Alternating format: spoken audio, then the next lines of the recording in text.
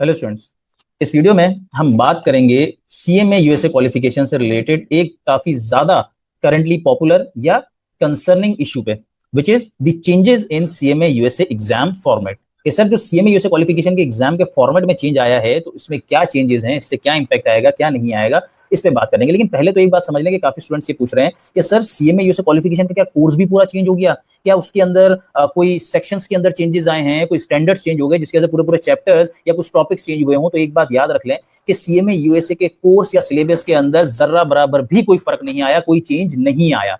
ना कोई सेक्शंस में चेंज आया है, ना कोई चैप्टर्स में चेंज आया, ना कोई टॉपिक में चेंज आया और ना कोई छोटी सी छोटी चीज के अंदर चेंज आया है। तो सीएमए यूएसए का जैसा कोर्स जैसा सिलेबस पहले था वैसा ही एग्जैक्टली सिलेबस है। जो कोर्स आप स्टडी कर रहे थे वही आपने स्टडी करना है, उसी से ही प्रिपरेशन करनी है। जो प्रैक्टिस मटेरियल पहले यूज करके प्रिपरेशन कर रहे थे वही फॉलो करना है और उसी कोर्स और उसी प्रैक्टिस मटेरियल से प्रिपरेशन करके एग्जाम अटेम्प्ट करना है। तो कोर्स के अंदर बिल्कुल भी चेंज नहीं आया। तो सर चेंज क्या आया है? तो सर चेंज आपके पास सिर्फ एक एरिया से रिलेटेड आया है, वो है सीएमए यूएसए का एग्जाम फॉर्मेट।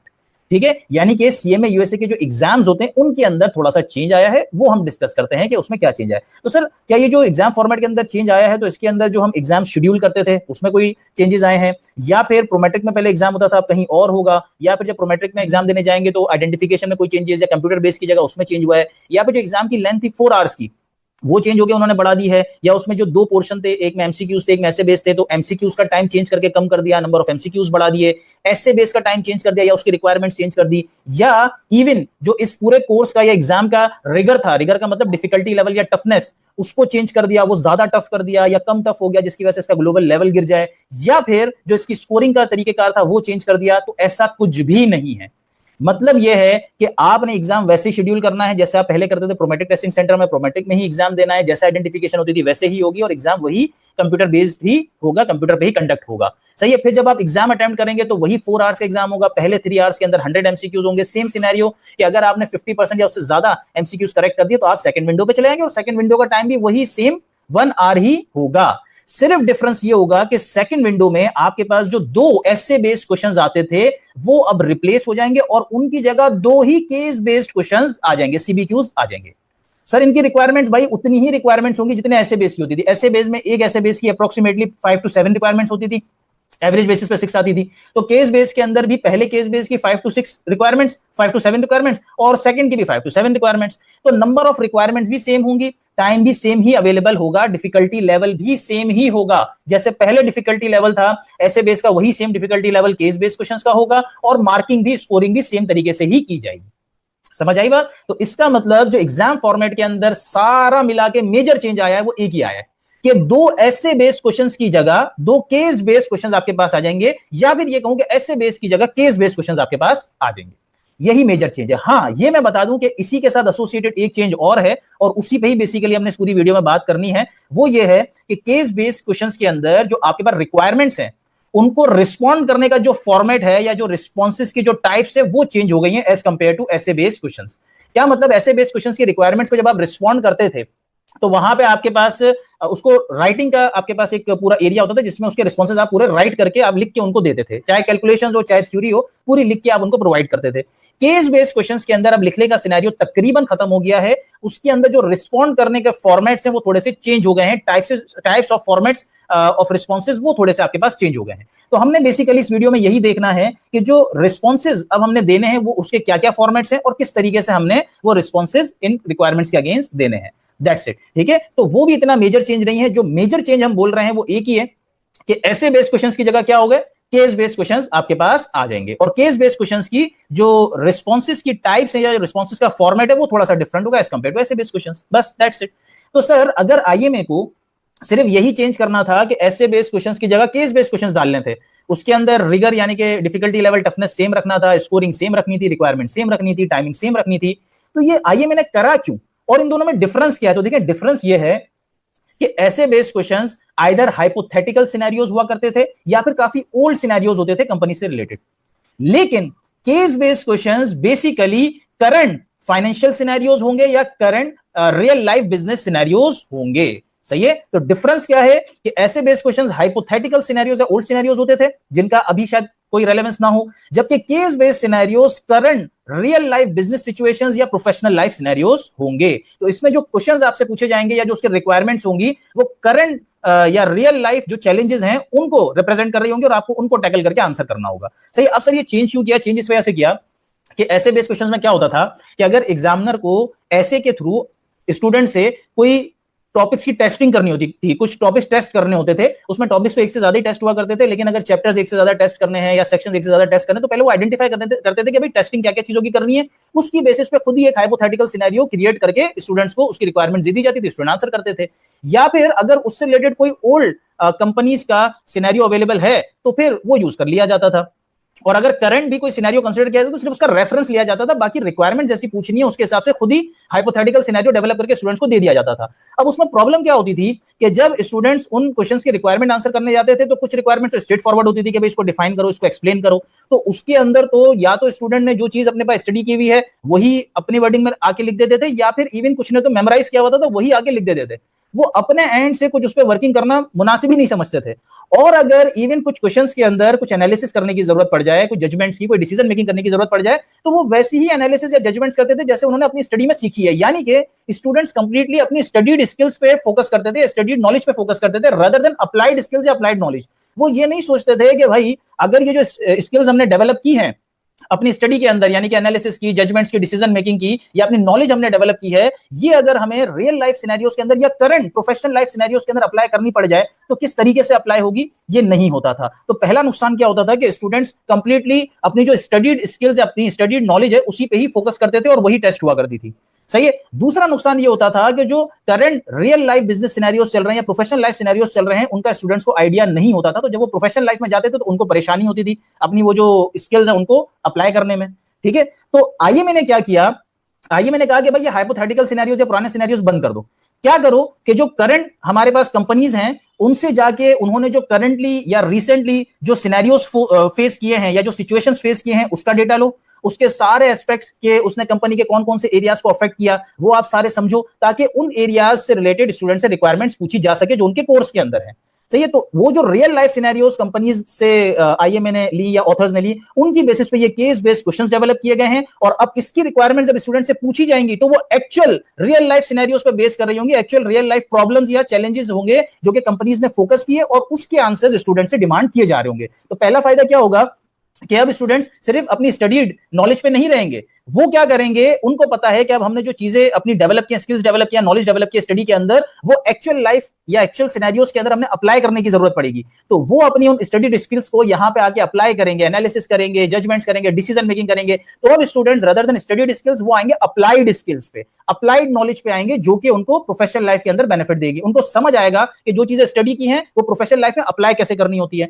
दूसरा फायदा ये होगा कि प्रोफेशनल लाइफ में जाने से पहले ही उनको प्रोफेशनल लाइफ का एक्सपोजर मिल जाएगा। जब उनको पता चल जाएगा कि भाई करंटली प्रोफेशनल लाइफ के अंदर या बिजनेस एनवायरनमेंट के अंदर क्या सिनेरियोस फेस हो रहे हैं, तो वो जब प्रोफेशनल लाइफ के अंदर जाएंगे तो उनको पहले से जब आइडिया होगा तो वो ज्यादा यूज टू होंगे और ज्यादा बेहतर तरीके से उनको टैकल कर सकेंगे। सही है। तो इन दोनों का डिफरेंस ही यही है कि ऐसे बेस्ड क्वेश्चंस हाइपोथेटिकल सिनेरियोस होते थे, जबकि case based questions real life business scenarios या करंट प्रोफेशनल लाइफ सिनेरियोस होंगे। और इससे फायदा क्या होगा कि एक तो स्टूडेंट्स स्टडीड स्किल्स को यूज करने के बजाय अप्लाइड स्किल्स पे आएंगे, ये देखेंगे कि भाई जो चीजें सीखी है उनको प्रोफेशनल लाइफ में अप्लाई किस तरीके से करना होता है, इससे उनको प्रोफेशनल लाइफ में ही फायदा होगा।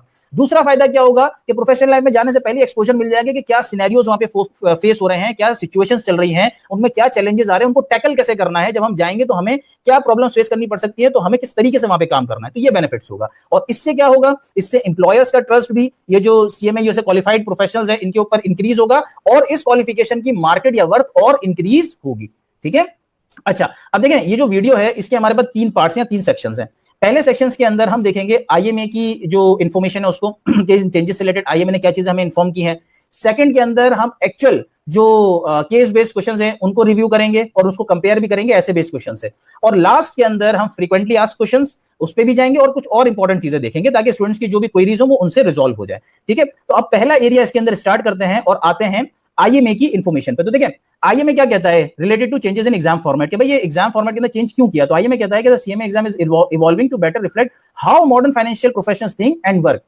आईएमए ये इस वजह से चेंज कर रहा है ताकि जब ये केस बेस्ड क्वेश्चन इंट्रोड्यूस किए जाए तो स्टूडेंट्स को पता चले कि करंटली जो फाइनेंस प्रोफेशनल्स फील्ड के अंदर काम कर रहे हैं वो सिचुएशंस को कैसे डील करते हैं, कैसे काम करते हैं, उनसे रिलेटेड थिंकिंग किस तरीके से की जाती है, कैसे प्रॉब्लम सॉल्विंग की जाती है, लेकिन at the same time without changing the qualifications, global standard and rigour. ना वो इसका जो डिफिकल्टी लेवल है उसको चेंज कर रहे हैं, सही है ना, ताकि स्टूडेंट्स को पहले जैसी डिफिकल्टी थी वैसी हो, कम ना हो। और अगर कम नहीं होगी, डिफिकल्टी लेवल सेम रहेगा और आईएमए की कंपिटेंसी रिक्वायरमेंट के हिसाब से होगा, तो ग्लोबल स्टैंडर्ड भी इस क्वालिफिकेशन का सेम रहेगा, ग्लोबल वर्थ भी इसकी सेम रहेगी, बल्कि और फर्दर इंक्रीज होगी। ठीक है। अच्छा, फिर आईएमए या आईसीएमए, अच्छा मैं यहां पे ये बता दूं कि आईसीएमए बेसिकली आईएमए की ही सब बॉडी है जो कि प्रॉपरली एसोसिएटेड है किसके साथ, सीएमए सर्टिफिकेशन के साथ। यानी कि जो सीएमए क्वालिफिकेशन है ना, इसका क्या कोर्स होना चाहिए, किस तरीके से एग्जाम होगा, क्या क्या चीजें उसके अंदर होंगी, सिलेबस क्या होगा, फिर सर्टिफिकेट इशू करना है, पासिंग किस तरीके से होगी, स्कोरिंग किस तरीके से होगी, ये सारा आईसीएमए डील करता है, आईएमए डील नहीं करता। तो आईसीएमए आईएमए की सब बॉडी है। ठीक है। तो आईएमए या ICMA is modernising the CMA exam format to align with with testing best practices that reflect how today's finance professional think and work। भाई देखें, अगर किसी को टेस्ट करना है ना प्रोफेशनल लेवल पे, उसका बेस्ट तरीका यही है कि आप ये देखें कि जैसे करंटली फाइनेंस प्रोफेशनल्स काम कर रहे हैं, क्या वो बच्चा उनके लेवल पे आगे चीजों को टैकल कर सकता है, ये बेस्ट प्रैक्टिसेस होती है। तो आइए मैं उससे अलाइन करने जा रहा है एग्जाम फॉर्मेट पे। ठीक है। अब होगा क्या कि ये जो मई जून 2026 की एग्जाम विंडो आ रही है, इसके अंदर आईएमए केस बेस्ड क्वेश्चंस यानी कि सीबीक्यूज इंट्रोड्यूस करा देगा, लेकिन अभी करंटली ऐसे बेस्ड फॉर्मेट के साथ। यानी कि करंटली मई जून 2026 में आप चाहें तो सीबीक्यूज अटेम्प्ट करें, चाहे ऐसे बेस्ड फॉर्मेट अटेम्प्ट करें, लेकिन from September October 2026 exam window and onwards ऐसे बेस्ड फॉर्मेट खत्म हो जाएगा, केस बेस्ड क्वेश्चंस ही आपने अटेम्प्ट करने हैं। ठीक है। अच्छा, अब ये जो सर सीबीक्यूज होंगे ये क्या है, तो सर ये आपके पास short but realistic business scenarios होंगे। ठीक है। रियलिस्टिक एक्चुअल बिजनेस सिनेरियोज होंगे, ये आपके पास आएंगे, और इसके बाद आपके पास वही सेम रिक्वायरमेंट्स आएंगे, यानी कि सेट ऑफ क्वेश्चंस आएंगे। हाँ, ये जो क्वेश्चंस आएंगे इनका फॉर्मेट डिफरेंट होगा एज कंपेयर टू ऐसे बेस्ड क्वेश्चंस। ऐसे बेस्ड के अंदर आपको राइटिंग करनी पड़ती थी, आपको आंसर्स लिख के देने पड़ते थे, यहां पे राइटिंग करना तकरीबन खत्म हो जाएगा। रिस्पॉन्सेस किस तरीके के आप दे सकते हैं इस पर आगे भी बात करेंगे और अभी देखेंगे भी। न्यूमेरिकल एंट्री करनी होगी या तो मतलब वो आपको बोलेगा कि भैया आंसर मुझे कैलकुलेट करके दे दें, तो कैलकुलेशन पे वो आपसे वर्किंग नहीं मांगेगा, आपने वर्किंग खुद करनी है, सिर्फ फाइनल आंसर उसको देना है, वो भी डिजायर्ड फॉर्मेट के अंदर। वो कैसे, वो भी आगे देखेंगे। तो आपके पास जो राइटिंग का सिनेरियो वो बस इसके अंदर इतना ही है कि आपने एक सिंगल उसको न्यूमेरिकल आंसर लिख के देना है, न्यूमेरिकल एंट्री सिंगल, भाई यही राइटिंग का है। इसके अलावा क्या होगा, या तो आपको ड्रॉप डाउन लिस्ट से सिलेक्शन करनी होगी कि आपके भाई पूरा ब्लैंक होगा, मतलब कि एक सेंटेंस होगा उसमें एक ब्लैंक आ रहा होगा बीच में, और उसमें जब आप बॉक्स को सिलेक्ट करेंगे तो एक ड्रॉप डाउन लिस्ट आपके पास आ जाएगी, उसमें 4-5 ऑप्शंस होंगे, उसमें से एक आपको सिलेक्ट करना होगा। ठीक है। तो ड्रॉप डाउन लिस्ट में से आपको आंसर सिलेक्ट करना है, फिल इन द ब्लैंक्स हो गया, सही है। या आपके पास एक सेंटेंस होगा, उसके अंदर कोई ब्लैंक आपको फिल करना होगा, कैसे, ड्रॉप डाउन लिस्ट से, आपको खुद लिखने की जरूरत नहीं है। या फिर ये होगा कि आपको मल्टीपल ऑप्शंस देगा और बोलेगा कि भाई इसमें से एक या दो या तीन कुछ ऑप्शंस करेक्ट है, वो आप हमें आइडेंटिफाई करके दे दो, सही है ना, या आप उसको किसी पर्टिकुलर आइटम के साथ एसोसिएट करके दे दो, तो इस तरीके से होगा। या फिर ये होगा कि वो आपको मल्टीपल पॉइंट्स देगा और बोलेगा इनको करेक्ट सीक्वेंस के अंदर ले आओ, सही है ना। डिफरेंट चीजों के हमारे पास सीक्वेंसेस होते हैं, स्टेप्स होते हैं, तो वो आपको सारे स्टेप्स देगा, बोलेगा इसको करंट सीक्वेंस के अंदर दे दो। तो ये 4 तरीके के फॉर्मेट होंगे। तो यहां पे आप देखें तो राइटिंग तकरीबन नहीं है, बिल्कुल खत्म है। आपको थियोरेटिकल तो कुछ भी लिखना ही नहीं है, सिर्फ राइटिंग न्यूमेरिकल एंट्री की हद तक है, और वो भी आपको पूरे रिक्वायरमेंट की एक सिंगल आंसर आपने उसको देना है, एक न्यूमेरिकल सिंगल फाइनल फिगर आपने उसको देनी है।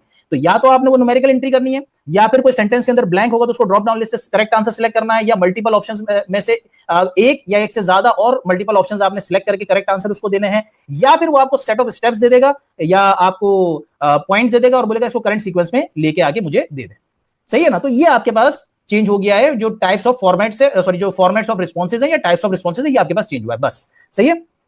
अब sir CBQs are designed to assess analysis, judgment and decision making skills while creating a consistent way to measure skills, knowledge and maintaining the same rigor of the exam। ये उन्होंने क्यों introduce कराए हैं, ताकि जो आपकी अप्लाइड स्किल्स, जजमेंट और decision making skills हैं वो उसको टेस्ट कर सके, ठीक है ना, और उसका एक कंसिस्टेंट तरीका बना दे कि भाई अब इस तरीके से हमने गोइंग फॉरवर्ड इसको टेस्ट करना है, लेकिन एट द सेम टाइम जो आपके एग्जाम का डिफिकल्टी लेवल है वो क्या रखे, सेम रखे, ठीक है। अच्छा, फिर this update reflects the real responsibilities financial professionals face today, ठीक है ना। इससे फायदा क्या होगा, आपको ये पता चलेगा फाइनेंशियल जो प्रोफेशनल्स है ना वो करंट सिनेरियो के अंदर उनकी क्या रिस्पांसिबिलिटीज है, क्या चैलेंजेस फेस कर रहे हैं, उनको कैसे टैकल कर रहे हैं। तो आपको भी ये जो सारी सिचुएशंस है इनको एनालाइज करने का, इनको समझने का पहले से ही मौका मिल जाएगा, ठीक है। और आप उसके ऊपर ये जो अपनी स्किल्स, डेवलप्ड स्किल्स है उसको आप क्या कर सकेंगे, अप्लाई कर सकेंगे। अच्छा, फिर एक इंपॉर्टेंट बात कि the change does not lower standards और रिड्यूस रिगर। आपके एग्जाम का जो डिफिकल्टी लेवल है ये बिल्कुल रिड्यूस नहीं कर रहा, और इसी वजह से आपकी जो क्वालिफिकेशन है उसका ग्लोबल जो स्टैंडर्ड है वो भी रिड्यूस नहीं हो रहा। तो स्टैंडर्ड भी सेम रहेगा, रिगर भी सेम रहेगा, और ये जो सीएमए क्वालिफिकेशन या फिर सीएमए का एग्जाम है ये आईएमए की कॉम्पिटेंसी फ्रेमवर्क से अलाइंड रहेगा। मतलब आईएमए का पेपर पास करने के लिए, क्वालिफिकेशन लेने के लिए जो कॉम्पिटेंसीज आपको पहले रिक्वायर्ड थी अभी भी वही रिक्वायर्ड होंगी, ठीक है। और ये ग्लोबल बेंचमार्क की तरह एक्ट करेगा मैनेजमेंट अकाउंटेंट के लिए, कि मैनेजमेंट अकाउंटिंग के अगर आपको एक बड़े लेवल की क्वालिफिकेशन चाहिए तो एक ग्लोबल बेंचमार्क पहले था वैसा ही रहेगा, ठीक है। अच्छा, फॉर द कैंडिडेट्स, अच्छा कैंडिडेट्स का इससे फायदा क्या होगा कि जो उनकी असेसमेंट होगी ज्यादा इंक्लूसिव और रियलिस्टिक हो जाएगी, रियलिस्टिक सिनेरियोस के अंदर उनको टेस्ट किया जाएगा, अप्लाइड स्किल्स यूज की जाएंगी, ये फायदा होगा।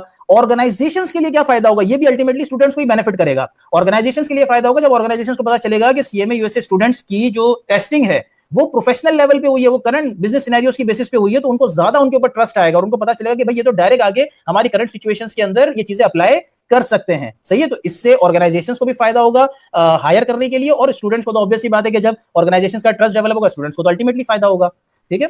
अच्छा, अब देखें इसके अंदर सिनेरियोस जो सेम है वो क्या है, चीजें सेम क्या है। एग्जाम की प्राइस जो पहले थी वही है, लेंथ वही 4 आवर्स है, जो आपकी कोर्स का कंटेंट डोमेन है यानी कि कंटेंट भी सेम है, जो पहले पूरा सिलेबस था वही सेम है, और उसमें जो लर्निंग आउटकम स्टेटमेंट्स या जो उसका डोमेन था जितना हद तक पूछा जाना था पहले उतना ही हद तक पूछा जाएगा। ऐसा नहीं है कि केस बेस्ड हो गया तो जो एक टॉपिक जहां तक था उससे हायर लेवल पे पूछ लिया जाएगा, ऐसा नहीं है। जैसे पहले पूछा जाता था वैसे ही पूछा जाएगा। आईएमए का कॉम्पिटेंसी फ्रेमवर्क सेम रहेगा, जो कॉम्पिटेंसीज पहले रिक्वायर्ड थी वही रिक्वायर्ड होंगी, लर्निंग आउटकम स्टेटमेंट सेम है यानी कि कोर्स सेम रहेगा, एमसीक्यूज का पूरा सिनेरियो सेम, वही 100 एमसीक्यूज होंगे। आईएमए का जो ग्लोबल स्टैंडर्ड है वो सेम रहेगा, क्यों? क्योंकि जो इस क्वालिफिकेशन या एग्जाम का रिगर है, डिफिकल्टी लेवल या टफनेस वो सेम है, सही है। इस क्वालिफिकेशन का जो आपका रिकॉग्निशन होगा, ग्लोबल वैल्यू वो सेम रहेगी, और मैंने आपको बताया कि एम्प्लॉयज का ट्रस्ट भी क्या होगा, सेम रहेगा या फर्दर डेवलप होगा। और इसके अंदर अगर आपको एग्जाम अटेम्प्ट करना है तो प्रोमेट्रिक के अंदर जो एडमिशन की रिक्वायरमेंट थी यानी कि जो आइडेंटिफिकेशन की रिक्वायरमेंट थी वो भी सेम रहेंगी, ठीक है। ये सारी चीजें सेम है। अच्छा, अब आइए मैं ये कहता है कि भाई ये जो चेंजेस हुए ना इसको आप कैसे कंसीडर करो। इसको आप ऐसे कंसीडर करो कि the exam better monitors real world finance work. आपका जो एग्जाम है वो आपकी testing real world finance work के अंदर कंडक्ट करवा रहा है, तो आपकी एग्जाम की टेस्टिंग ज्यादा बेहतर हो रही है, इंक्रीज हो रही है, ठीक है ना। इसी तरीके से आप इसको कंसीडर करें कि जो इसका रिगर है आपके एग्जाम का या सिलेबस का और जो ग्लोबल स्टैंडर्ड है वो अनचेंज रहेगा, वो चेंज नहीं होगा। फिर आप ये कंसीडर करें कि इस चेंज की वजह से आईएमए का जो कॉम्पिटेंसी फ्रेमवर्क है वो अलाइंड रहेगा, उसके अंदर चेंजेस नहीं आएंगे, कॉम्पिटेंसी आपको उतनी ही चाहिए होगी क्वालिफिकेशन को अवेल करने के लिए। और इसके अलावा यहाँ पे क्या होगा, मैंने आपको कहा था कि अप्लाइड स्किल्स आपकी आएंगी, अप्लाइड स्किल्स डेवलप होंगी, तो यहाँ पे आप इसको कंसीडर करें कि इसमें आपकी अप्लाइड स्किल्स ज्यादा यूज होंगी रदर देन कि आप मेमोराइजेशन करके जाके वो चीजें लिख के आ जाए, ठीक है। फिर आईएमए ये कहता है कि आप इसको क्या चीजें कंसीडर ना करें या क्या चीजें आप एग्जाम फॉर्मेट के चेंज के साथ एसोसिएट ना करें। आप ये नहीं समझे कि इसकी वजह से एग्जाम आपके लिए आसान हो जाएंगे, नहीं, ऐसा नहीं होगा। ये भी ना समझे कि इसके बेसिस पे आपके जो पासिंग का बार है वो लोअर कर दिया जाएगा या शॉर्टकट दे दिया जाएगा, ये भी नहीं। ये भी नहीं समझे कि आपकी राइटिंग कम हो जाएगी, लेकिन सर राइटिंग तो आपने बोला कम होगी। राइटिंग कम होने का मतलब यहाँ पे ये नहीं है कि लिखना कम हो जाएगा, यहाँ पे मतलब ये कि आपकी वर्किंग उतनी ही रहेगी जैसे पहले थी। वो कैसे होगा मैं आपको वैसे तो आगे बताऊंगा, लेकिन अभी बता देता हूं भाई। जब एग्जामिनर को ये बात पता है कि आपको अब लिखने की जरूरत नहीं पड़ी तो आपका टाइम सेव होगा, तो एग्जामिनर बजाय इसके कि एक रिक्वायरमेंट के अंदर एक चीज पूछे वो एक से ज्यादा चीजें पूछेगा, वो 3-3 4-4 चीजें आपसे पूछेगा। तो जो टाइम आपका राइटिंग में सेव हो रहा है यहाँ पे एडिशनल चीजें आंसर करने में लग जाएगा। तो यहाँ पे लेस राइटिंग का मतलब ये है कि लेस वर्किंग। आपकी वर्किंग कम नहीं होगी एग्जाम में, वर्किंग उतनी ही होगी, टाइम उतना ही लगेगा, ठीक है। और आपकी थिंकिंग भी कम नहीं होगी, आपको सोचना भी उतना ही पड़ेगा जितना पहले पढ़ रहा था। और इसके अलावा स्टूडेंट ये ना कंसीडर करें कि जो चेंज किया है ये कैंडिडेट्स के प्रेशर में किया है या डिफिकल्टी लेवल कम करने के लिए किया है, नहीं, ऐसा नहीं है, ठीक है। अच्छा, फिर इसके बाद सर ये जो केस बेस्ड क्वेश्चंस हैं इनकी क्या कैरेक्टरिस्टिक्स हैं। सबसे पहले तो ये रियल वर्ल्ड फाइनेंस वर्क और डिसीजन मेकिंग को रिप्रेजेंट करते हैं। इनसे आपको पता चलता है कि रियल वर्ल्ड के अंदर या करंट सिनेरियो के अंदर फाइनेंस प्रोफेशनल्स क्या चीजें फेस कर रहे हैं, क्या सिनेरियोस फेस कर रहे हैं, वो इससे आपको पता चलेगा। फिर इसके अलावा जो आपके पास प्रोमिनेंट या हाईएस्ट लेवल की क्रेडेंशियल्स हैं या क्वालिफिकेशंस हैं उनके अंदर जो लेवल एग्जामिनेशन का यूज होता है ना टेस्टिंग का, वही आपके पास यूज होगा। क्योंकि जो आपके पास हाईएस्ट लेवल की क्वालिफिकेशंस हैं उनके अंदर ये नहीं होता कि आपकी स्टडी नॉलेज ही टेस्ट की जाती है, उसमें अप्लाइड नॉलेज टेस्ट की जाती है, वो भी करंट वर्ल्ड सिनेरियो के अंदर। तो यहां पे आपको उसी लेवल पे लेके जाया जा रहा है कि आपकी अप्लाइड नॉलेज अब टेस्ट की जाएगी किसके अंदर, करंट सिनेरियोस के अंदर, ठीक है। तो यह आपकी जो क्रेडेंशियल है उसी का ही वर्थ मार्केट में इंक्रीज करेगा। फिर इसके अलावा आपकी अप्लाइड नॉलेज, स्किल्स, जजमेंट और डिसीजन मेकिंग टेस्ट होंगी जो कि मैनेजमेंट अकाउंटिंग अपनी प्रैक्टिस में रखता है, तो ये भी बड़ा बेनिफिट है। इसके अलावा जो आपकी एग्जाम का या आपकी क्वालिफिकेशन का रिगर है, टफनेस वगैरह है, वो सेम रहेगी, कंटेंट सेम रहेगा और ग्लोबल स्टैंडर्ड भी सेम रहेगा, ठीक है ना। अच्छा, फिर एंड में कि भाई देखें ये जो चेंजेस हैं ये सिर्फ एग्जाम के फॉर्मेट चेंज है, इससे ना आपके कोर्स के कंटेंट्स पे यानी कि सिलेबस पे कोई इंपैक्ट पड़ रहा है, ना इस क्वालिफिकेशन के ग्लोबल स्टैंडर्ड पे कोई फर्क पड़ रहा है, ठीक है ना। तो जो सीएमए स्टैंडर्ड रिमेन्स अनचेंज, जो सीएमए का स्टैंडर्ड था वो वर्ल्ड वाइड सेम रहेगा, सिर्फ असेसमेंट का जो क्राइटेरिया है वो चेंज नहीं, वो इवॉल्व हो रहा है, वो बेहतरी की तरफ जा रहा है, ठीक है। अच्छा, लास्टली कि भाई ये जो चेंजेस आ रहे हैं इनका टाइम फ्रेम क्या है या इनकी क्रिटिकल टाइमलाइन क्या है। तो देखिए सिनेरियो ये है कि जो मई जून 2026 की एग्जाम विंडो होगी उसमें केस बेस्ड क्वेश्चन इंट्रोड्यूस करा दिए जाएंगे, स्टूडेंट्स के पास ऑप्शन होगा, आइदर वो ऐसे बेस भी अटेम्प्ट कर सकते हैं, आइदर वो सीबीक्यूज भी अटेम्प्ट कर सकते हैं। लेकिन ये जो एग्जाम विंडो होगी ये ऐसे बेस्ड क्वेश्चंस के लिए फाइनल एग्जाम विंडो होगी ऐसे बेस्ड क्वेश्चंस अटेम्प्ट करने की। इसके बाद जब सितंबर अक्टूबर 2026 की एग्जाम विंडो आएगी तो उसके अंदर आपके पास सेकंड पोर्शन के अंदर, एग्जाम के सेकंड पोर्शन के अंदर सिर्फ सीबीक्यूज ही अवेलेबल होंगे, ऐसे बेस्ड क्वेश्चंस उसके बाद एग्जाम के अंदर आप अटेम्प्ट नहीं कर सकेंगे बल्कि इंक्लूडेड ही नहीं होंगे। ठीक है ना, जब आप अपने एग्जाम सिलेक्ट करने जाएंगे तो वो एग्जाम केस बेस्ड क्वेश्चंस की बेसिस पे ही सिलेक्ट होगा, ऐसे बेसिस पे सिलेक्ट होगा ही नहीं मई जून 2026 की एग्जाम विंडो के बाद। ठीक है, तो अगर आपने ऐसे बेस्ड एग्जाम्स अटेम्प्ट करने, ऐसे बेस्ड क्वेश्चंस अटेम्प्ट करने तो मई जून 2026 लास्ट विंडो जिसके अंदर आप ऐसे बेस्ड अटेम्प्ट कर सकते हैं। इसके बाद हर अटेम्प्ट के अंदर केस बेस्ड क्वेश्चंस ही आएंगे और वही आपने अटेम्प्ट करने हैं। ठीक है, अच्छा अब आ जाते हैं जरा इस वीडियो के सेकंड और ज्यादा इंपॉर्टेंट पोर्शन पे। सर वो क्या है, वहां पे हम देखेंगे एक्चुअल या फिर हमारे पास जो प्रॉपर केस बेस्ड क्वेश्चंस है उनकी एग्जांपल्स और उनको कंपेयर करेंगे किससे, ऐसे बेस्ड क्वेश्चन से। ठीक है, तो देखिए ये हमारे पास कुछ एग्जांपल्स हैं ऐसे based questions and then case based questions के। अच्छा इसको पहले हम सिर्फ पीडीएफ फॉर्मेट में देखेंगे और फिर प्रॉपर जो इसकी सिमुलेशन होती है यानी कि एग्जाम लाइक एनवायरनमेंट होता है उसके अंदर देखेंगे आईएमए के अपने क्वेश्चंस भी और फिर कुछ हमारे जो ऑथर हैं उनके क्वेश्चंस भी। ठीक है, हमने यहाँ पे कोई डिटेल में या वर्किंग में नहीं जाना, हमने सिंपल ये देखना है क्वेश्चन किस तरीके से आ रहा है, रिक्वायरमेंट किस तरीके से है, किस तरीके से आंसर करना है, फिर उसके बाद हम उसकी कैरेक्टरिस्टिक्स, उसके बेनिफिट्स, डिमेरिट्स वगैरह डिस्कस करेंगे और फिर आगे चलेंगे। ठीक है, तो देखिए पहले जरा पीडीएफ फॉर्मेट के अंदर हम कंपेयर कर लेते हैं ऐसे बेस्ड क्वेश्चंस को विद केस बेस्ड क्वेश्चंस। तो देखिए ये हमारे पास ऐसे बेस्ड क्वेश्चंस पहले होता था जो कि अभी मई जून 2026 तक होगा। यहां पे ये हमें एक पूरी सिचुएशंस बना के दे दी है जो कि ज्यादा चांस है क्या होगा, हाइपोथेटिकल सिचुएशन। यहां पे ये सोचा होगा कि भाई क्या चीजें टेस्ट करनी है उसकी बेसिस पे एक क्वेश्चन आपको बना के दे दिया। अब आप देखें यहाँ पे एक पूरा क्वेश्चन आया और रिक्वायरमेंट्स इसकी ये आ गई 6, ये 6 स्ट्रेट फॉरवर्ड ज्यादातर रिक्वायरमेंट्स है। क्या है भाई, define and explain absorption costing and variable costing. इसमें क्या होगा, कुछ तो अपनी वर्डिंग में लिख देंगे, कुछ ने तो याद करके आया हुआ होगा वही लिख देंगे। तो यहाँ पे आपकी स्टडीड स्किल्स ही यूज हो रही है, डेवलप या अप्लाइड स्किल्स तो यूज ही नहीं हो रही। ठीक है, अच्छा इसी तरीके से अगर आप बोलेंगे सही इसमें वर्किंग भी तो है, इसमें आपने यहाँ पे कैलकुलेशन करनी है तो भाई अगर कैलकुलेशन करनी भी है तो वही तकरीबन कैलकुलेशन ना जो हमने सीखी है, उसके अंदर कोई चैलेंजेस या रियल वर्ल्ड सिनेरियो तो है नहीं। सही है, तो इससे आपकी जो स्किल्स है वो और ज्यादा इनहेंस नहीं होती थी। तो बहरहाल यहाँ पे कैलकुलेशंस हैं फिर इसके बाद 2 एडवांटेजेस डिसएडवांटेजेस अभी भी होंगी लेकिन डिफरेंट फॉर्मेट में होंगी। फिर explain why there is a difference in net income between variable and other costing and define and explain throughput costing. Again straightforward question. अब क्या है, अगर हमें इसको आंसर करना है तो देखें यहां पे हमारे पास सॉरी इसका आंसर ये नहीं है, ये सेकंड क्वेश्चन है।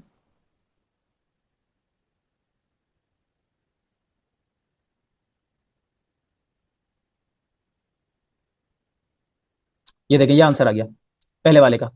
अब इसमें क्या है, ये डायरेक्टली नहीं, ये वाला क्वेश्चन नहीं था हमारा, ये वाला था, हाँ ये रहा, ये डायरेक्टली डिफाइन कर दिया, ये दो को डिफाइन कर दिया, यहाँ पे सिंपल कैलकुलेशन दे दी, फिर इसके एडवांटेजेस डिसएडवांटेजेस दे दी, फिर इसके बाद जो है यहाँ पे थोड़ी सी वर्किंग है और ये डिफाइन कर दिया।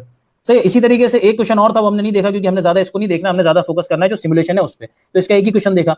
अच्छा फिर अगर पार्ट 2 का एक देखना चाहें तो पार्ट 2 का भी देख सकते हैं। देखिए ये पार्ट 2 का हमारे पास पूरा क्वेश्चन है, पूरा क्वेश्चन है, उसकी रिक्वायरमेंट्स क्या है, calculate required rate of return, इसमें कैलकुलेशन है।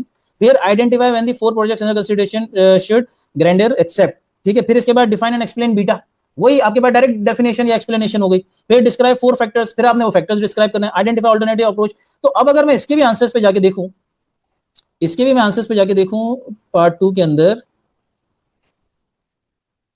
कॉर्डन नहीं इसके बाद वाला ये रहा।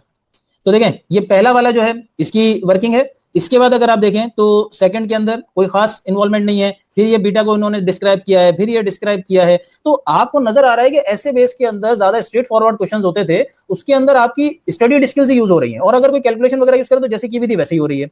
अब अगर सर इसको मैं लेके आ जाऊं केस बेस पे, तो अब वहां पे देखते हैं कि क्वेश्चन किस तरीके से आएगा और मोर इंपॉर्टेंटली जो उसके रिस्पॉन्स के फॉर्मेट से वो क्या होंगे और कैसे हमने उनको अटेम्प्ट करना है। तो आ जाते हैं सेकंड पे, ये देखें ये हमारे पास पहला पार्ट 1 का एक केस बेस्ड क्वेश्चन आ गया, ये क्वेश्चन है यहां से स्टार्ट हो रहा है। ठीक है, ये क्वेश्चन है यहां से हमारे पास स्टार्ट हुआ, ये इसने डेटा दिया।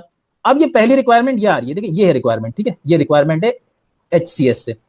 SCS is required to use US GAAP's revenue recognition principle to recognize, use your mouse to drag and drop the following steps into the correct order।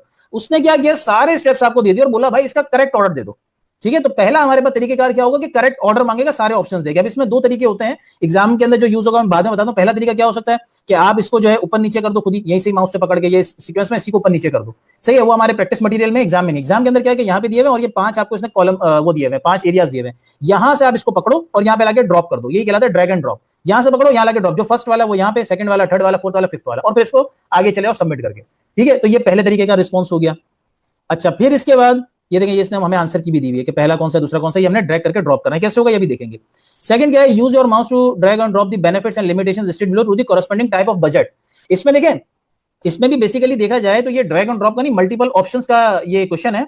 इसमें आपको इसमें मल्टीपल ऑप्शंस दिए हुए हैं, इसमें कुछ ऑप्शंस फ्लेक्सिबल बजट से related है, कुछ स्टैटिक बजट से रिलेटेड।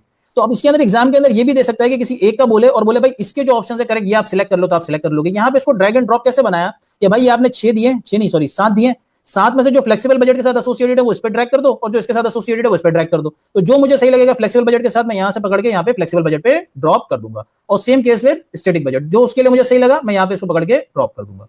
ठीक है, तो इसको हम मल्टीपल सिलेक्शंस भी कह सकते हैं। जो मल्टीपल सिलेक्ट करने का वो ऑप्शन था वो ये भी हो सकता है कि आपको बोलेगा भाई ये फ्लेक्सिबल बजट का है, इसमें से कौन सी 4 सही कैरेक्टरिस्टिक्स हैं, आप इसमें 4 सिलेक्ट कर लोगे, हो सकता है वो आगे दिया हुआ भी वैसा एक। अच्छा, फिर ये हमारे पास है ड्रॉप डाउन लिस्ट वाला। देखें इसके अंदर क्या है, complete the following sentences by choosing from the list of options. अब यहाँ पे क्या होगा कि ये पूरा ब्लैंक लिखा हुआ है, इसमें यहाँ पे आप जब इसको क्लिक करेंगे ना तो वो एक ड्रैग डाउन लिस्ट आपके पास ओपन कर देगा, उसमें से जो भी ये drop down list, sorry drop down list आपके पास ओपन कर देगा, जो भी सही आंसर है आप मार्क कर देंगे। अब यहाँ पे क्या होता है, ये लिस्ट आती है 120,000 सही आंसर होता है, आप इसको मार्क कर देते हैं, ये यहाँ पे आंसर खुद ब खुद आ जाता है। सही है, फिर इसके अंदर भाई ये फेवरेबल था अनफेवरेबल, इसमें फेवरेबल अनफेवरेबल ये होता है लिस्ट के अंदर, आप इसमें फेवरेबल मार्क कर देते आ जाता। तो यहाँ पे हमारे पास जो तीसरी टाइप है वो भी आ गई, कौन सी, ड्रॉप डाउन लिस्ट वाली। लेकिन एक चीज आप अगर नोट करें कि नॉर्मली अगर वो वहां पे क्वेश्चन पूछता ना ऐसे बेस के अंदर, तो वो आपसे वेरिएंस 1 मांगता है या 2 मांगता है। यहाँ पे कितने मांगे हुए, 3 मांगे हुए, क्योंकि उसको पता है कि आपका टाइम पिछले 2 क्वेश्चन में सेव हुआ है, तो यहाँ पे आपको टाइम लगवा दिया उसने। सही है, तो इसी तरीके से मैंने आपको बताया था कि आपका टाइम सेव तो हो रहा है, लेकिन वो क्या करेगा, यहाँ पे यूज कर लेगा आपका टाइम। अब वो आपसे हर एक रिक्वायरमेंट के अंदर मल्टीपल चीजें पूछ सकता है, पहले कम चीजें पूछता था। अच्छा, फिर क्या है, फिर इसके बाद ये न्यूमेरिकल एंट्री। न्यूमेरिकल एंट्री उसने ये सारा क्वेश्चन दिया, बोला भाई type your answer in the box. अच्छा, इसमें एक चीज याद रखिएगा कि आगे उसने फॉर्मेट दिया हुआ होगा, तो जैसा फॉर्मेट दिया हुआ है वैसे ही आपने आंसर करना है। मैं क्यों बता रहा हूं, आपको तो पता है न्यूमेरिकल एंट्री, आप बोले भाई ये नंबर्स लिखा हुआ है तो नंबर्स में ही लिखने वाले थे, लेकिन बाज औकात आपको जो बॉक्स देगा उसमें बोलेगा कि numerical entry with till 2 decimals. ठीक है, तो 2 डेसिमल्स तक आपने लिखना है, 2 पॉइंट्स तक लिखना है। तो हो सकता है कि अगर वहां पे आपने पॉइंट वाली फिगर नहीं लिखी तो आपके नंबर काट दे या आंसर ही गलत कर दे। इस बात का बड़ा ध्यान रखना है कि जहां पे अगर उसने लिखा हुआ है कि 2 डेसिमल तक लिखो, 1 डेसिमल तक लिखो, तो अगर डेसिमल में आंसर आ रहा है तो भाई वो आपने लिखना है, नहीं लिखोगे तो वो गलत ना कर दे। ठीक है, तो इसका आपने ध्यान रखना है। तो ये आपने सिर्फ न्यूमेरिकल एंट्री करनी, कैलकुलेशन अपने पास की एंट्री कर दी। और इसका एक नुकसान और भी है, वो नुकसान ये है कि आपको अगर आपने कैलकुलेशन अगर पूरी सही की, सपोज अगर कैलकुलेशन में पहले 3 चीजें आइडेंटिफाई होती हैं, फिर फोर्थ के अंदर आप फॉर्मूला लगा के ये 90,000 की फिगर, वैसे ये सिनेरियो 3 चीजें आइडेंटिफाई करते हैं और फोर्थ के अंदर फॉर्मूला लगा के आप ये निकालते हो। बाज़ औक़ात क्या होता है कि तीनों चीजें आपने सही लगाई, सही निकाली, लास्ट में या तो फॉर्मूला गलत लगा दिया, या फिर क्या हुआ कि आपने फॉर्मूला भी सही निकाल के फिगर सही लिखी, लिखने में गलती हो गई, तो क्या होगा, आंसर पूरा गलत हो जाएगा। तो ये एक इसका ड्रॉबैक है कि अगर आपने इससे पहले की सारी चीजें सही की, आखिरी आंसर गलत लिख दिया ना, आपके पूरे नंबर गए। सही। अच्छा, अब ये आईए में से लोगों ने डिस्कस भी किया कि भाई ये तो पहले बेहतर होता था कि अगर आपने सारी कैलकुलेशन सही की तो बाकी कैलकुलेशन के नंबर आपको मिल जाते थे। अगर सपोज एक क्वेश्चन के 5 नंबर हैं तो एक नंबर इसका, 2 नंबर इसके, तो 2 नंबर कटते थे, 3 नंबर तो मिल जाते थे। तो आइए मैंने कहा है कि हम इसको इवॉल्व कर रहे हैं ना, अभी डेवलप कर रहे हैं। हो सकता है कि फ्यूचर के अंदर हम इसमें या तो कैलकुलेशन का फॉर्मेट भी दे दें, तो कैलकुलेशन हमें नजर आ जाए सही होगी, हम उसके मार्क दे देंगे, या फिर पता है क्या करें, ये भी हो सकता है कि यहाँ पे एक आंसर की जगह 4 आंसर बोल देते, और वो 4 आंसर किस पे बेस करो, तो इसके 4 स्टेप्स पे, कि पहले आपको बोलते हैं कि ठीक है फाइनल आंसर तो ये चाहिए, लेकिन इसके लिए जो चीजें रिक्वायर्ड हैं वो आप हमें पहले दे दें। सही है, या तो वो खुद ही मेंशन कर देते कि actual revenue, variable cost, fix cost वो आप भी दें और ये भी आंसर दें। सही है, तो फिर आप क्या करते हैं कि ये जब 3 आंसर वहां पे लिखते हैं, ये सही होते, आखिरी वाला गलत होता है, इसके नंबर मिल जाते हैं। या फिर हो सकता है कि वो आपको 3 कॉलम देके बोलते हैं कि भाई इसके जो 3 स्टेप्स है ना वो शो करें और उसके बाद फाइनल आंसर, तो फिर आपको खुद ही ये लिखना होता। तो हो सकता है कि थोड़े अरसे के अंदर वो ये चीज एटलीस्ट डेवलप कर दें तो आपके इन चीजों के नंबर मिल जाए। ठीक है ना, तो वैसे तो अभी फिलहाल यही है कि जो लास्ट फिगर है वो गलत हो गई तो आंसर गया, लेकिन फ्यूचर के अंदर हो सकता है कि वो इसके अंदर फर्दर ऑप्शन दे दें कि भाई इसकी जो फर्दर 3 फिगर कैलकुलेट होनी, एक कैलकुलेट नहीं होनी डायरेक्ट आनी तो वो छोड़ दें, 2 कैलकुलेट होनी है तो वो आप दे दें, तो हो सकता है कि उसकी बेसिस पर उतने नंबर आपको मिल जाए। ठीक है, अच्छा, फिर use your mouse to drag and drop the items below into the correct sequence for preparing the master budget. ये आपको ऑप्शन दे दिए, बोल रहा है भाई मास्टर बजट बनाना है तो किस सीक्वेंस के अंदर बनता है, तो आपने ये ड्रैग एंड ड्रॉप करना है। सबसे पहले आपका कौन सा बनता है, सेल्स बजट बनता है, तो ये फर्स्ट पे आ गया। ठीक है ना, फिर उसके बाद नेक्स्ट जो होता है वो यहाँ पे आ गया, इस तरीके से होगा। अच्छा, फिर how could a monthly cash budget benefit, और हाँ ये देखें ये आ गया मल्टीपल सिलेक्शन वाला जो मैंने आपको वहां पे बताया था। इसने ये आपको इतने सारे ऑप्शन दे दिए और बोला भाई इसमें से 2 सिलेक्ट करके दे दो, 2 करेक्ट आंसर है 2 सिलेक्ट करके दे दो। तो आपने इसमें देखा भाई 2 कौन से सही है, आपने वो 2 मार्क कर दिए। इसमें एक और चीज याद रखिएगा कि इसके अंदर हमारे पास क्रॉस आउट करने का ऑप्शन भी होता है। अगर आप माउस का राइट क्लिक करेंगे ना तो जो आंसर आपको लग रहा है गलत है वो क्रॉस आउट हो जाएगा। ठीक है, उस पर लाइन आ जाएगी, तो आपको एक अंदाजा हो जाएगा कि भाई ये मैंने कैंसिल कर दिया, ये मैंने कंसीडर ही नहीं करना। और इससे एक फायदा ये भी होता है कि बाजू का गलत आंसर क्रॉस करते करते आप सही आंसर पे पहुंच जाते हो। सपोज आपको 2 सही आंसर नहीं पता थे, गलत पता थे जो दूसरों के साथ एसोसिएटेड है, आपने 4 इसमें से गलत काटे, 2 ऑटोमेटिकली सही बच गए, वही आंसर हो गए। ठीक है, तो इस बात का भी ध्यान रखना है कि अगर वो क्रॉस करना है तो राइट क्लिक करें, क्रॉस हो जाएगा, और अभी नहीं, वो आगे तक क्रॉस ही रहेगा जब तक आप उसको या तो खुद ही हटाएंगे नहीं, या फिर एग्जाम कंप्लीट नहीं होता, वो क्रॉस ही रहेगा। तो बाद में भी रिव्यू करना है तो वो भी फायदा है आपके लिए। सही है। अच्छा, फिर इसके बाद अब ये दूसरा सिनेरियो आ गया, पार्ट 2 से रिलेटेड है, इसको भी जरा देख लेते हैं। तो देखिए इसके अंदर डायरेक्ट उसने आंसर मांग लिया इन नंबर ऑफ यूनिट्स। ठीक है, तो इससे आपको फायदा ये भी हो रहा है कि गलती से आपने फिगर डॉलर में कैलकुलेट कर ली, तो वो यहाँ पे आप लिख रहे थे तो आपने आगे देखा यार ये तो यूनिट्स लिखा हुआ है, और आपने बोला फॉर्मेट क्या चाहिए, यूनिट्स चाहिए, तो ये भी आपकी सेफ गार्डिंग हो सकती है कि यूनिट्स आपको आइडेंटिफाई हो गया कि भाई यूनिट्स ही निकालना है, और डॉलर अमाउंट लिखते लिखते आपने क्या करा, फिर यूनिट्स निकाल के यूनिट्स दे दिए, तो ये सेव भी कर लेगा आपको। लेकिन इसमें प्रॉब्लम क्या आएगी, ये देखें इसके अंदर पहले ये फिगर कैलकुलेट हो रही थी, अगर ये कैलकुलेट करके बाकी आंसर गलत कर दिया तो इसके नंबर भी नहीं मिलेंगे। तो हो सकता है कि फ्यूचर के अंदर वो बोल दें भाई पहले कंट्रीब्यूशन मार्जिन पर यूनिट दे दो और फिर ये आंसर देना, तो हो सकता है कि उसके नंबर मिल जाए आपको। अच्छा, फिर इसके बाद नेक्स्ट के अंदर भी डायरेक्टली उसने न्यूमेरिकल एंट्री मांगी है। अब इसमें ये जो दो फिगर है ये सही की आंसर गलत कर दिया, इसके नंबर नहीं मिलेंगे। हो सकता है फ्यूचर के अंदर दो बॉक्स और देते कि भाई ये जो दो चीजें ये भी आप पहले लिख के दे दो, ठीक है ना, तो उसके आंसर मिल जाए। तो ये एक हमारे पास न्यूमेरिकल एंट्री हो गई। दूसरा क्या है, ये कह रहा है how would sensitivity as in civic managers. अब इसके अंदर एक ही आंसर मार्क करना है, देखिए मल्टीपल ऑप्शन वाला ही है ये, कि जिसके अंदर मल्टीपल ऑप्शंस में से एक या एक से ज्यादा आंसर सिलेक्ट करना है, ये वही है, बस एक दो की जगह एक सिलेक्ट करना है या तीन की जगह एक सिलेक्ट करना है, ये भी हो सकता है। ये एमसीक्यू टाइप हो गया, लेकिन इसकी दूसरी टाइप है मल्टीपल सिलेक्शन वाला। फिर इसके बाद आपके पास आ गया best align, drag and drop वाला। आपने इन ऑप्शंस के अंदर ये सारे ड्रैग एंड ड्रॉप करने हैं, तो ये ड्रैग एंड ड्रॉप। अच्छा देखें, ड्रैग एंड ड्रॉप के अंदर ये एक और तरीका है, दो तरीके हैं हमारे पास ड्रैग एंड ड्रॉप के अंदर। एक तो ये तरीका है कि इसने ये दे दिया, बोला भाई इसको सही सीक्वेंस के अंदर ले आओ, ये भी ड्रैग एंड ड्रॉप है। दूसरा ड्रैग एंड ड्रॉप क्या है कि आपको बोला भाई ये 6 ऑप्शंस है, ये 4 आइटम्स के साथ एसोसिएटेड है, तो जो जिसके साथ एसोसिएटेड है आप उसके पास ड्रैग एंड ड्रॉप कर दो। तो ये भी है इसके अंदर कि भाई इसमें सारे आंसर आपके पास अगर यूज होने हैं, अब यहां तो यूज नहीं होने क्योंकि उसने खुद ने बोल दिया है कि not all options will be use, सारे यूज नहीं होंगे, लेकिन सारे यूज होने तो जो जिसके साथ एसोसिएटेड है वो आपको ड्रैग एंड ड्रॉप करना है। ठीक है, तो यहाँ पे भी थोड़ा सा डिफिकल्टी लेवल आपका एक तरीके से आ रहा है कि आपको पता नहीं है कि कौन सा किसके पास जाएगा, और अगर पता चल भी गया और उसने लिख दिया सारे यूज नहीं होने, गलती से सारे यूज कर लिए, वो भी मसला हो सकता है।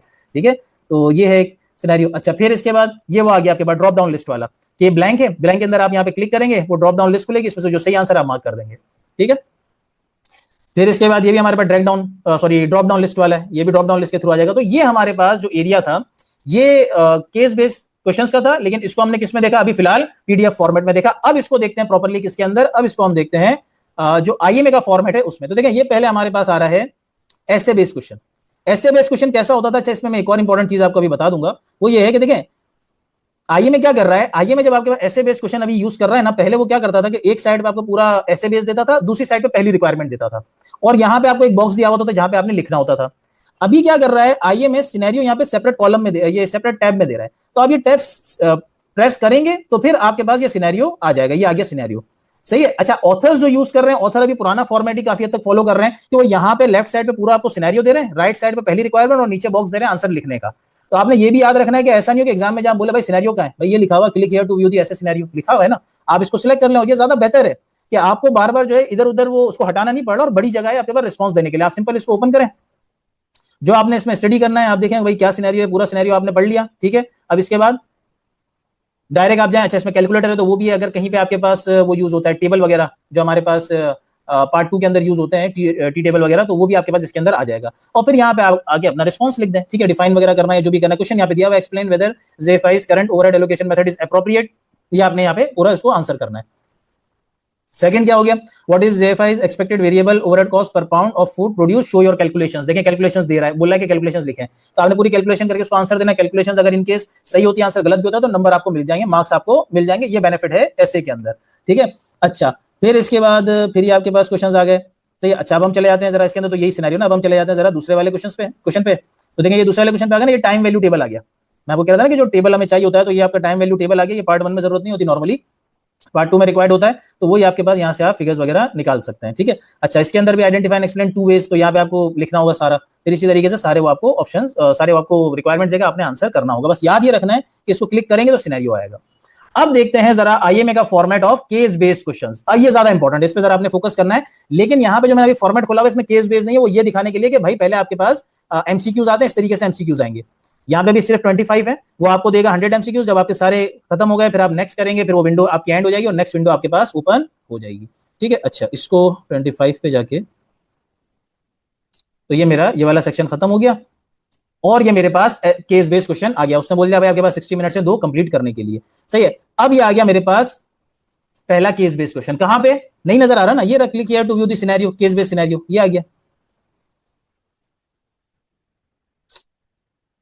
ठीक है, केस बेस्ड सिनेरियो आपके सामने आ गया, ये आपने पूरा केस बेस्ड सिनेरियो स्टडी कर लिया। अब स्टडी करने के बाद वो देखते हैं कि पहले के अंदर क्या पूछ रहा है। Type your answer in the box whole numbers only, point में आंसर नहीं लिखना, लिखेंगे तो गलत कर देगा। सही है। What is the amount of manufacturing overhead hold should apply for its first year of operations. ठीक है, अमाउंट ऑफ ओवरहेड्स मांग रहा है, देखें इसमें 0.9 लिखा है, सिर्फ आपको गाइड करने के लिए कि लिखा इस तरीके से जाता है, लेकिन ये बोल रहा है कि whole numbers only, whole number में लिखना है, तो पॉइंट में आपने आंसर नहीं लिखना, जो भी आंसर है यहाँ पे आपने टाइप कर दिया। ठीक है, फिर इसके बाद क्या हुआ भाई, नेक्स्ट पे चले गए। अब यहाँ पे सिर्फ ये एंट्री करनी है। इसमें वही मसला है कि खुदा ना खास्ता कि ये गलत हो गया, पूरी कैलकुलेशन से ये नंबर नहीं मिलेंगे। फ्यूचर के अंदर अगर और ऐसे ये इसके अंदर बॉक्सेस ऐड कर दे और जो प्रीवियस स्टेप्स हैं उसके आंसर्स भी मांग ले, वो ज्यादा बेहतर हो जाएगा कि आपको एटलीस्ट उसके नंबर मिल जाएंगे।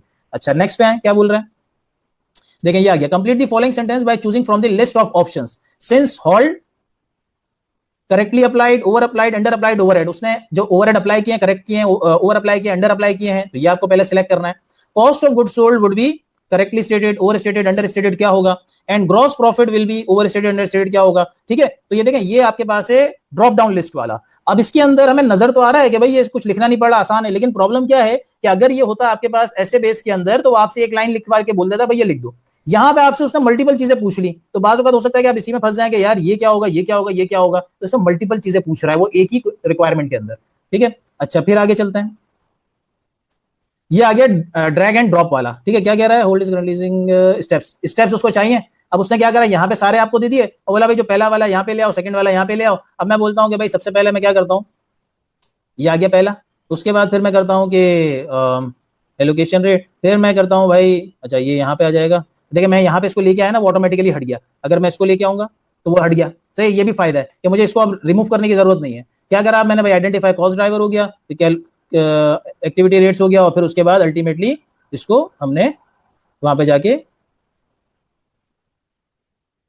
फोर्थ वाले को ऐड कर दिया। सही है, यहाँ पे आपका फोर्थ वाला आ जाएगा,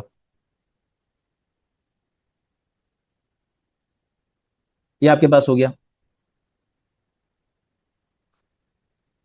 फिर इसके बाद आ गया ये मल्टी सिलेक्शन, कि आपको उसने ये सारे ऑप्शंस दिए और बोला सिलेक्ट एनी टू, दो इसमें से सही आंसर है, दो इसके बेनिफिट्स हैं जो सही है। अब कौन से इसके सही आंसर है वो आपने मार्क करने हैं। सही है ना, इसके अंदर लेस कॉस्टली हो गया, ये मार्क कर दिया, फिर उसके बाद दूसरा जो भी आपको समझ आ रहा है आपने मार्क कर दिया। एक और फायदा क्या, आप और मार्क करें, देखिए मार्क नहीं हो रहा, नहीं हो रहा ना, इसका फायदा ये कि कभी आप गलती से सोचो कि 3 लिखने थे, 4 लिखने थे, तो आपको आगे जाने ही नहीं देगा। और दूसरा फायदा क्या है, ये देखें, ये मैंने राइट क्लिक करा, उसने क्रॉस आउट कर दिया। अब ये अगर मैं प्रीवियस पे जाता हूं, दोबारा नेक्स्ट पे आता हूं, ये क्रॉस ही हुआ हुआ, अगर मैं आगे जाके भी दोबारा आगे इसको एनालाइज करना है तो क्रॉस आंसर जो है वो मैं दोबारा कंसीडर नहीं करूंगा, तो ये भी इसका बेनिफिट है। अच्छा, फिर इसके बाद इसमें एक ही आंसर है, which one of the following would be best help, ये वो मल्टी ऑप्शन वाला ही है, लेकिन इसमें एक आंसर आपने सिलेक्ट करना है। अब मैंने इसको काट दिया, इसको काट दिया, मतलब ये सही है, ये मैंने सिलेक्ट कर लिया। ठीक है, लास्ट क्या है, इसमें दो आपने सही करने हैं, तो आपने दो कर लिए। ठीक है,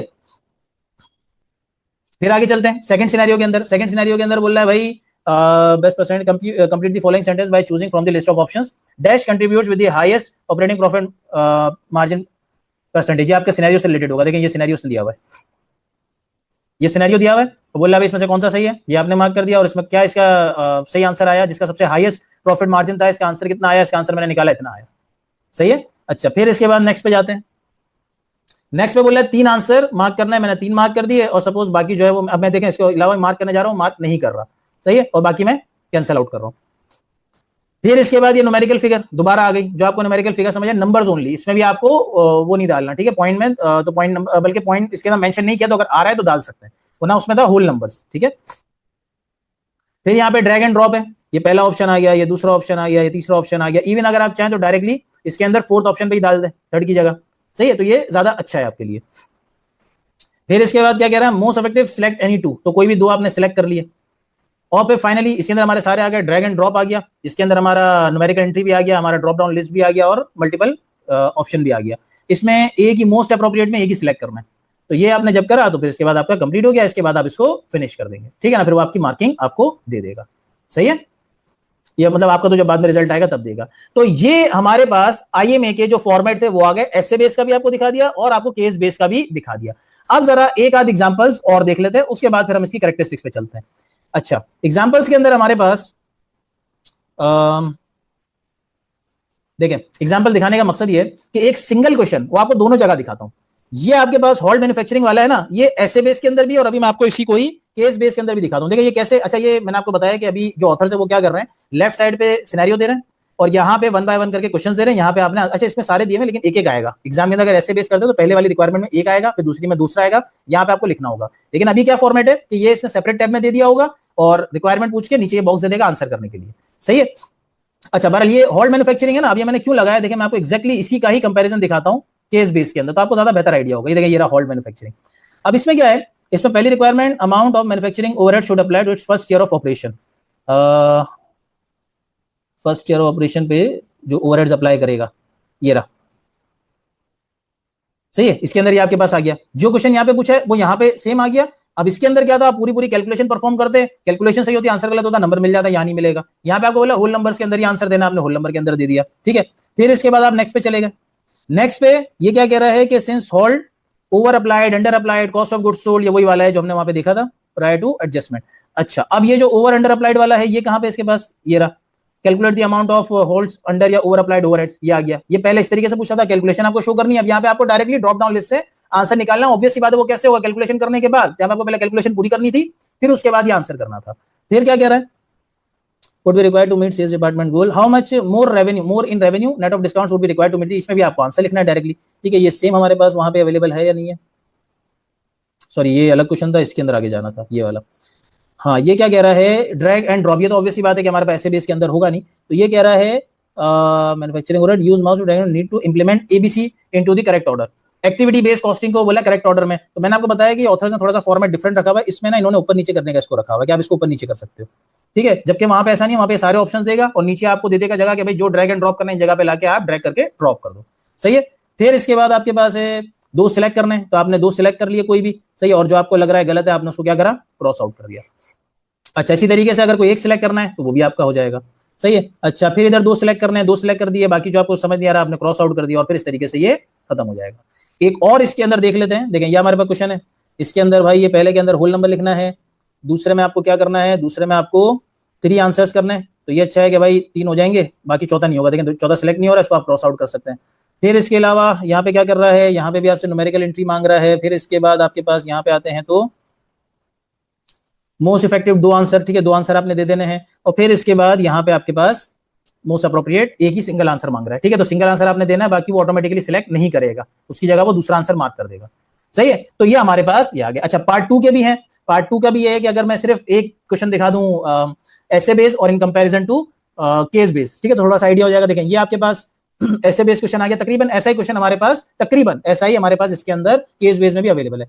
अब ये इसकी रिक्वायरमेंट्स हो गई, ये रिक्वायरमेंट वहां पे एक एक करके आपको देता, नीचे बॉक्स दिया होता, आपको आंसर करना पड़ता, ठीक है। इसके अंदर आप पूरी पूरी कैलकुलेशन या जो भी वर्डिंग्स वगैरह वो शो करते हैं। लेकिन जब आप इसका जाते हैं क्या कहते हैं केस बेस पे, तो पहले के अंदर न्यूमेरिकल एंट्री डायरेक्ट आंसर देना है, दूसरे में क्या है, दूसरे के अंदर भी न्यूमेरिकल एंट्री डायरेक्ट आंसर देना है। दो उसने आपसे कैलकुलेशन करा ली, जो यहाँ पे ये फर्स्ट के अंदर मांग रहा था, फर्स्ट के अंदर 2 कैलकुलेशन मांग रहा था, यहाँ पे 2 अलग अलग आपसे करवा ली, ठीक है। अच्छा फिर इसके बाद यहाँ पे कहता है कि भाई how sensitivity analysis help in managers, इसमें आपको कोई एक सिलेक्ट करना है, तो आप एक सिलेक्ट करोगे उसके बाद दूसरा सिलेक्ट नहीं होगा। हाँ ये कि क्रॉस आउट आप उनको दूसरों को कर सकते हो, सही है। तो ये आपका मल्टी सिलेक्ट वाला हो गया। फिर ये आपको वो हो गया क्या कहते हैं ड्रॉप डाउन लिस्ट वाला, ये आपको ड्रॉप डाउन लिस्ट दे दी, उसमें से आपको सिलेक्ट करना है। और फिर इसके अंदर लास्ट आपके पास जो आ रहा है ये भी ड्रॉप डाउन लिस्ट वाला आ रहा है, इसके अंदर आपके पास ड्रैग एंड ड्रॉप नहीं है, ठीक है ना, तो ड्रैग एंड ड्रॉप भी आपके पास इसके अंदर आ सकता है। तो ये हमारे पास सर कुछ एग्जांपल्स थी किससे रिलेटेड, ये हमारे पास कुछ एग्जांपल्स थी ऐसे बेस्ड और केस बेस्ड क्वेश्चंस। किसके जो हमारा मेजर फोकस रहा वो क्या रहा, केस बेस्ड क्वेश्चंस रहा, क्योंकि ना सिर्फ हमने केस बेस्ड क्वेश्चंस देखने थे बल्कि इसके अलावा हमने उसको एनालाइज भी करना था कि भाई किस तरीके के वो आपसे रिस्पॉन्सेज मांग सकता है, उसमें कैसे आंसर्स देने, क्या चीजों को आपने ध्यान में रखना है।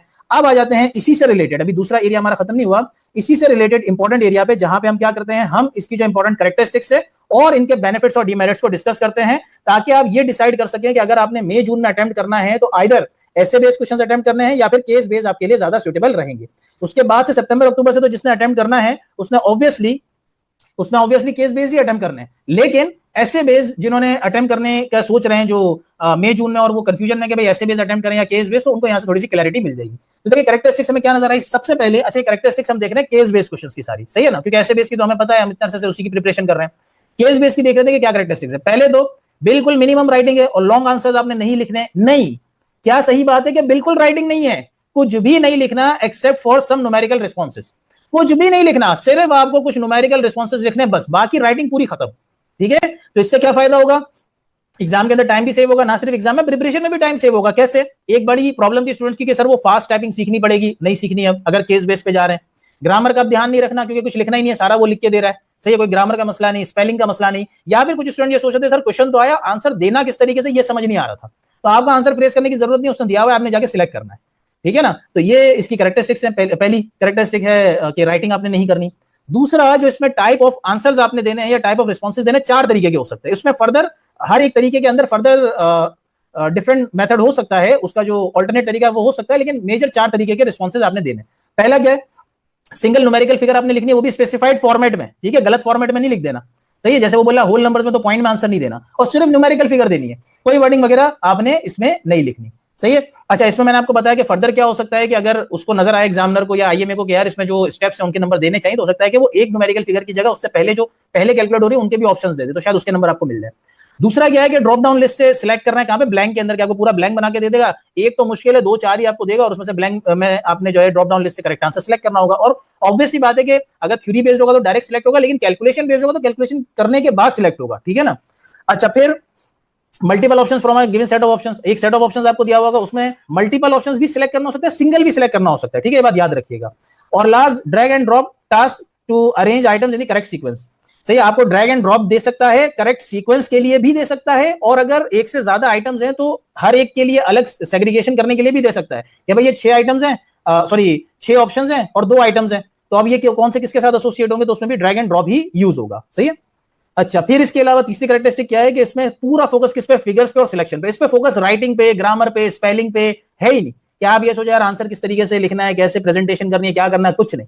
आपने जो फोकस करना है वो फिगर्स और सिलेक्शन पे करना है। जहां पे आपके पास न्यूमेरिकल आंसर है तो आपने फिगर देनी है स्पेसिफाइड फॉर्मेट में, जहां पे सिलेक्शन है तो या तो ड्रॉप डाउन लिस्ट में से करेक्ट आंसर सिलेक्ट करना है, या मल्टीपल ऑप्शंस करेक्ट सेलेक्ट करने हैं, या फिर अगर करेक्ट सीक्वेंस देना है तो आपने उसको करेक्ट सिलेक्ट करना है, ठीक है ना। तो इसी पे फोकस है। चौथा क्या है कि यहाँ पे एक मसला है कि भाई आपका टाइम क्या हो रहा है? सेव हो रहा है। टाइम सेव हो रहा है तो वो क्या कर सकता है? वो एक रिक्वायरमेंट के अंदर मल्टीपल सब क्वेश्चंस भी दे सकता है, मल्टीपल सब रिक्वायरमेंट्स भी पूछ सकता है। यानी कि ऐसे बेस में एक रिक्वायरमेंट में एक चीज पूछ रहा था, यहाँ पे एक रिक्वायरमेंट के अंदर एक से ज्यादा 2, 3, 4, 5 चीजें भी पूछ सकता है, क्योंकि आपका टाइम सेव हुआ है, ठीक है ना। और हमने देख भी लिया एग्जाम्पल के अंदर। एक और बड़ा मसला इसके अंदर वो ये है कि ऐसे बेस के अंदर हम पता है क्या करते थे, बाज औकात हमें जो रिक्वायरमेंट है बिल्कुल समझ नहीं आई, थ्योरेटिकल है या कैलकुलेशन बेस्ड है, कोई भी है, रिक्वायरमेंट बिल्कुल समझ नहीं आई, तो हमारे पास एक ऑप्शन था, हम अपनी मर्जी से जो चाहे उसमें लिख सकते थे। हम जो उसमें थ्योरी लिखनी है, जो कैलकुलेशन शो करनी है, चाहे हमें लगे कि भाई वो सही है नहीं, हम क्या करते थे? लिख देते थे। क्यों? क्योंकि हमें पता था कि यार इसमें अगर कुछ कैलकुलेशन या कुछ वर्डिंग भी उसके जो सैंपल आंसर है उससे मैच कर गई या सही हो गई, हमें क्या मिल जाएंगे? कुछ नंबर मिल जाएंगे। यहाँ पे ऐसा नहीं है, यहाँ पे कोई रिक्वायरमेंट उसने ऐसी पूछ ली जो आपको बिल्कुल समझ नहीं आई, आप उसके अंदर कुछ अपनी तरफ से लिख ही नहीं सकते, जो दिया हुआ है वही आपने लिखना है। अच्छा, आप बोलेंगे कि सर वो जो ऑप्शन दिए हुए वो थोड़ा हिंट दे देंगे, वो हिंट तो दे सकते हैं, लेकिन अगर ऑप्शंस भी समझ नहीं आए फिर क्या करेंगे? फिर आप उसके अंदर कुछ आंसर कर ही नहीं सकते, और वो आंसर आपका हो सकता है तकरीबन गलत हो जाए। तकरीबन इसलिए कह रहा हूं कि आप उसमें एटलीस्ट गैस तो कर सकते हैं ना, तो कोई तुक्का लगा दे उसमें फिर, सही है। तो ये इसका एक तरीके से देखा जाए तो बड़ा डिसएडवांटेज है, लेकिन इसमें स्टिल आप बेनिफिट ले सकते हैं। डिसएडवांटेज क्यों है? क्योंकि ऐसे के अंदर कोई चीज रिक्वायरमेंट सिरे से समझ नहीं आए तो आप कुछ ना कुछ लिख के आ जाते थे, नेगेटिव मार्किंग नहीं होती थी, मैच कर जाती थी, नंबर मिल जाते थे। यहां पे रिक्वायरमेंट समझ नहीं आई और छोड़ दी तो पूरे नंबर गए, लेकिन उसमें क्या है कि जो ऑप्शन है हो सकता है उससे हिंट मिल जाए और सही आंसर तक पहुंच जाए, और अगर हिंट नहीं भी मिल रहा तो एटलीस्ट आप क्या कर सकते हैं? कोई भी तुक्का लगा सकते हैं। लेकिन इसमें मसला कहां पे? न्यूमेरिकल फिगर में। न्यूमेरिकल फिगर की रिक्वायरमेंट समझ नहीं आई तो क्या करेंगे? कुछ भी नहीं कर सकते, ना कैलकुलेशन शो कर सकते हैं और ना किसी तरह कोई तुक्का भी जो है वो शायद हो सकता है किसी भी तरीके का सही ना हो, सही है। तो ये भी इसके कैरेक्टरिस्टिक है। अच्छा, फिर इसके अलावा ऑलरेडी बता चुका हूं कि भाई इसके अंदर क्वेश्चंस क्या होंगे? स्ट्रेट फॉरवर्ड नहीं होंगे। जैसे मैंने आपको दिखाए ऐसे बेस के अंदर स्ट्रेट फॉरवर्ड क्वेश्चंस आ रहे हैं, इसके अंदर आपको नजर आए कोई स्ट्रेट फॉरवर्ड क्वेश्चन? कोई आपसे डेफिनेशन पूछ रहा हो? नहीं, वो डेफिनेशन इसलिए नहीं पूछेगा क्योंकि डेफिनेशन पूछेगा तो ब्लैंक में पूछेगा, ब्लैंक में पूरा जब स्टेटमेंट आपको दे दे, एक चीज छुपा दे, तो आप तो वैसे ही उसको समझ जाएंगे क्या आंसर है। तो ज्यादातर चांसेस है कि वो इसमें स्ट्रेट फॉरवर्ड क्वेश्चन नहीं पूछेगा। वहां पे स्ट्रेट फॉरवर्ड क्वेश्चन आ जाते थे तो मार्क्स स्कोर करना थोड़ा सा बेहतर हो जाता था, या नहीं आएंगे।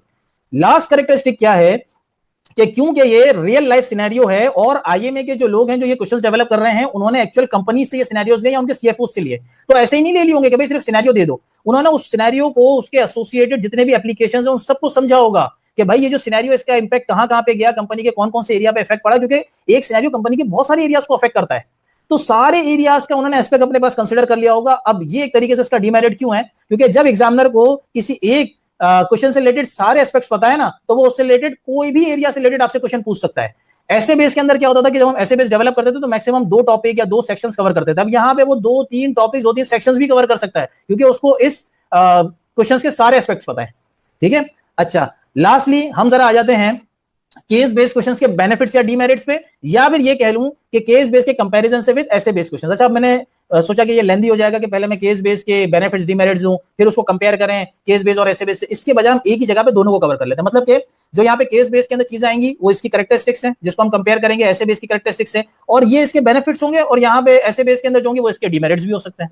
ठीक है ना, तो एक ही जगह पे दोनों चीजें आ रही हैं। अच्छा, आप देखें पहला क्या है, स्किल्स रिक्वायर्ड एंड टेस्टेड। इसको मैंने जीरो क्यों दिया है, क्योंकि ये वो चीज नहीं है जो हमने बेसिकली यहाँ पे डिस्कस करनी थी, ये इसकी बेसिक फैक्टर है। ठीक है, कि भाई केस बेस के अंदर क्या स्किल्स रिक्वायर्ड है, केस बेस के अंदर आपको राइटिंग स्किल्स रिक्वायर्ड नहीं है, आपकी applied skills, applied judgement, applied decision making required है। ठीक है, मैं ऑलरेडी आपको इसकी पूरी डिस्क्रिप्शन दे चुका हूं कि आपने जो चीज स्टडी की आपको अप्लाई करनी आनी चाहिए रियल लाइफ सिनेरियो पे। ठीक है, ये क्या टेस्ट करता है कि जो कैंडिडेट्स हैं वो क्वेश्चंस और रिक्वायरमेंट्स को समझ के जो अपनी चीजें स्टडी की हैं वो इन रियल लाइफ सिचुएशन पे प्रॉपर तरीके से अप्लाई कर सकते हैं या नहीं कर सकते। तो इसमें जो स्किल्स रिक्वायर्ड है वो अप्लाइड स्किल्स है। यहां पे क्या है, यहां पे भाई ज्यादातर स्टडीड स्किल्स रिक्वायर्ड है और राइटिंग स्किल्स रिक्वायर्ड है। यहां पे जब वो आपको टेस्ट करता है, क्वेश्चन देता है, तो वो ये तो देख रहा होता है आंसर सही किया या नहीं किया, वो ये भी देख रहा होता है कि आंसर सही तरीके से ड्राफ्ट किया है, स्ट्रक्चर उसका सही है, वर्किंग सही दिखाई है नहीं दिखाई है, चीजों को सही डिफाइन किया है नहीं किया, वो ये चीजें देख रहा होता है। उसमें अप्लाइड स्किल्स अगर आपने यूज नहीं की तो भी चलेगा। तो ज्यादातर फोकस किस पे होता है, राइटिंग स्किल्स के, कैसा क्वेश्चन आंसर कैसा डिजाइन किया है, कैसा एक्सप्लेन किया है, कैसे डिफाइन किया है। ठीक है ना, और ये क्या करता है कि जो आपने चीजें स्टडी की हैं वही चीजें आप सही तरीके से आंसर कर सक रहे हैं रिक्वायरमेंट के अंदर या नहीं। ठीक है, अब आ जाते हैं पहली चीज पे कि लेस राइटिंग, कि ये केस बेस के अंदर टाइम तो सेव करेगा लेकिन चैलेंजिंग भी बना सकता है। ये बड़ा इंपॉर्टेंट पॉइंट है। देखें, आपको केस बेस के अंदर आंसर्स लिखने की जरूरत नहीं है सिवाय न्यूमेरिकल फिगर्स के। ये आपका टाइम सेव करेगा प्रिपरेशन में भी, इससे ज्यादा एग्जाम में। सही है, और इसके अलावा प्रिपरेशन में आपको कोई फास्ट टाइपिंग सीखने की, ग्रामर, स्पेलिंग या आंसर कैसे फ्रेज करना है, ये कुछ कंसिडर करने की जरूरत ही नहीं है। सही है, तो इंस्टेड ऑफ राइटिंग आपको क्या करना होगा, सिर्फ आंसर या तो सिलेक्ट करने होंगे या अरेंज करने होंगे या सिंपल न्यूमेरिकल एंट्री करनी होगी, यही होगा। सही है, लेकिन ऐसे बेस के अंदर आपके पास जब राइटिंग थी ना तो उससे आपको कुछ बेनिफिट्स हो रहे थे जो यहां पे डीमेरिट्स में कन्वर्ट हो जाएंगे। देखें, हम ये बात कर रहे हैं कि केस बेस के अंदर हमारा टाइम सेव हो रहा है, लेकिन अगर हम ये कंसीडर करते हैं कि हमारा ज्यादा टाइम सेव हो जाएगा, ऐसा नहीं है, बल्कि उल्टा ये नुकसानदेह। क्यों नुकसानदेह है, क्योंकि एग्जामिनर क्या करेगा, एग्जामिनर को खुद को पता है कि यहां पे आपका टाइम सेव हुआ है, तो जहां पे एक रिक्वायरमेंट के अंदर एक या दो चीजें पूछनी चाहिए थी वो ज्यादा चीजें आपसे पूछेगा। सही है, ये रहा, सॉरी ये पहला पॉइंट अलग है, ये रहा कि एग्जामिनर क्या करेगा, एग्जामिनर को पता है कि आपका टाइम है ना केस बेस के अंदर सेव हुआ है क्योंकि आपने चीजें लिखी नहीं है। अब वो क्या करेगा, दूसरी रिक्वायरमेंट्स के अंदर एक दो चीजें पूछने की बजाय ज्यादा चीजें आपसे पूछेगा, तो आपका टाइम वहां पे ज्यादा लग जाएगा, और ना सिर्फ टाइम ज्यादा लगेगा, ज्यादा चीजें आंसर करनी है तो गलती का चांस भी क्या हो जाएगा, बढ़ जाएगा। पहली बात। दूसरी बात यह है कि अगर आप ये समझ रहे हैं कि स्टिल हमारा टाइम तो सेव होगा, तो भाई यहां पे भी टाइम सेव नहीं होगा, क्योंकि देखो अगर वो आपको बोलता है कि भाई एक आइटम के दो मेरिट्स लिख दो, दो बेनिफिट्स लिख दो, आप क्या करते, जो दो जहन में आते फौरी तौर पे लिख देते। अब वो आपको बोल रहा है कि भाईजान मैंने आपको 5 या 6 ऑप्शंस दिए हैं, इसमें इस आइटम के 2 बेनिफिट्स हैं, वो निकाल के दे दो, वो सिलेक्ट करके दे दो, तो आप क्या करोगे, आपको 6 के 6 पढ़ने पड़ेंगे। तो आपका टाइम जो राइटिंग में सेव हुआ है ना वो यहां पे जाया होगा कि आपको वो 6 पढ़वाएगा और बोलेगा आप 2 इसमें से सही आंसर दो। ठीक है, तो अगर आप ये समझ रहे हैं कि सर राइटिंग कम करनी पड़ेगी तो ठीक है, उसकी वजह से फास्ट टाइपिंग सीखने की जरूरत नहीं है, ग्रामर वगैरह ये सारे बेनिफिट्स हैं।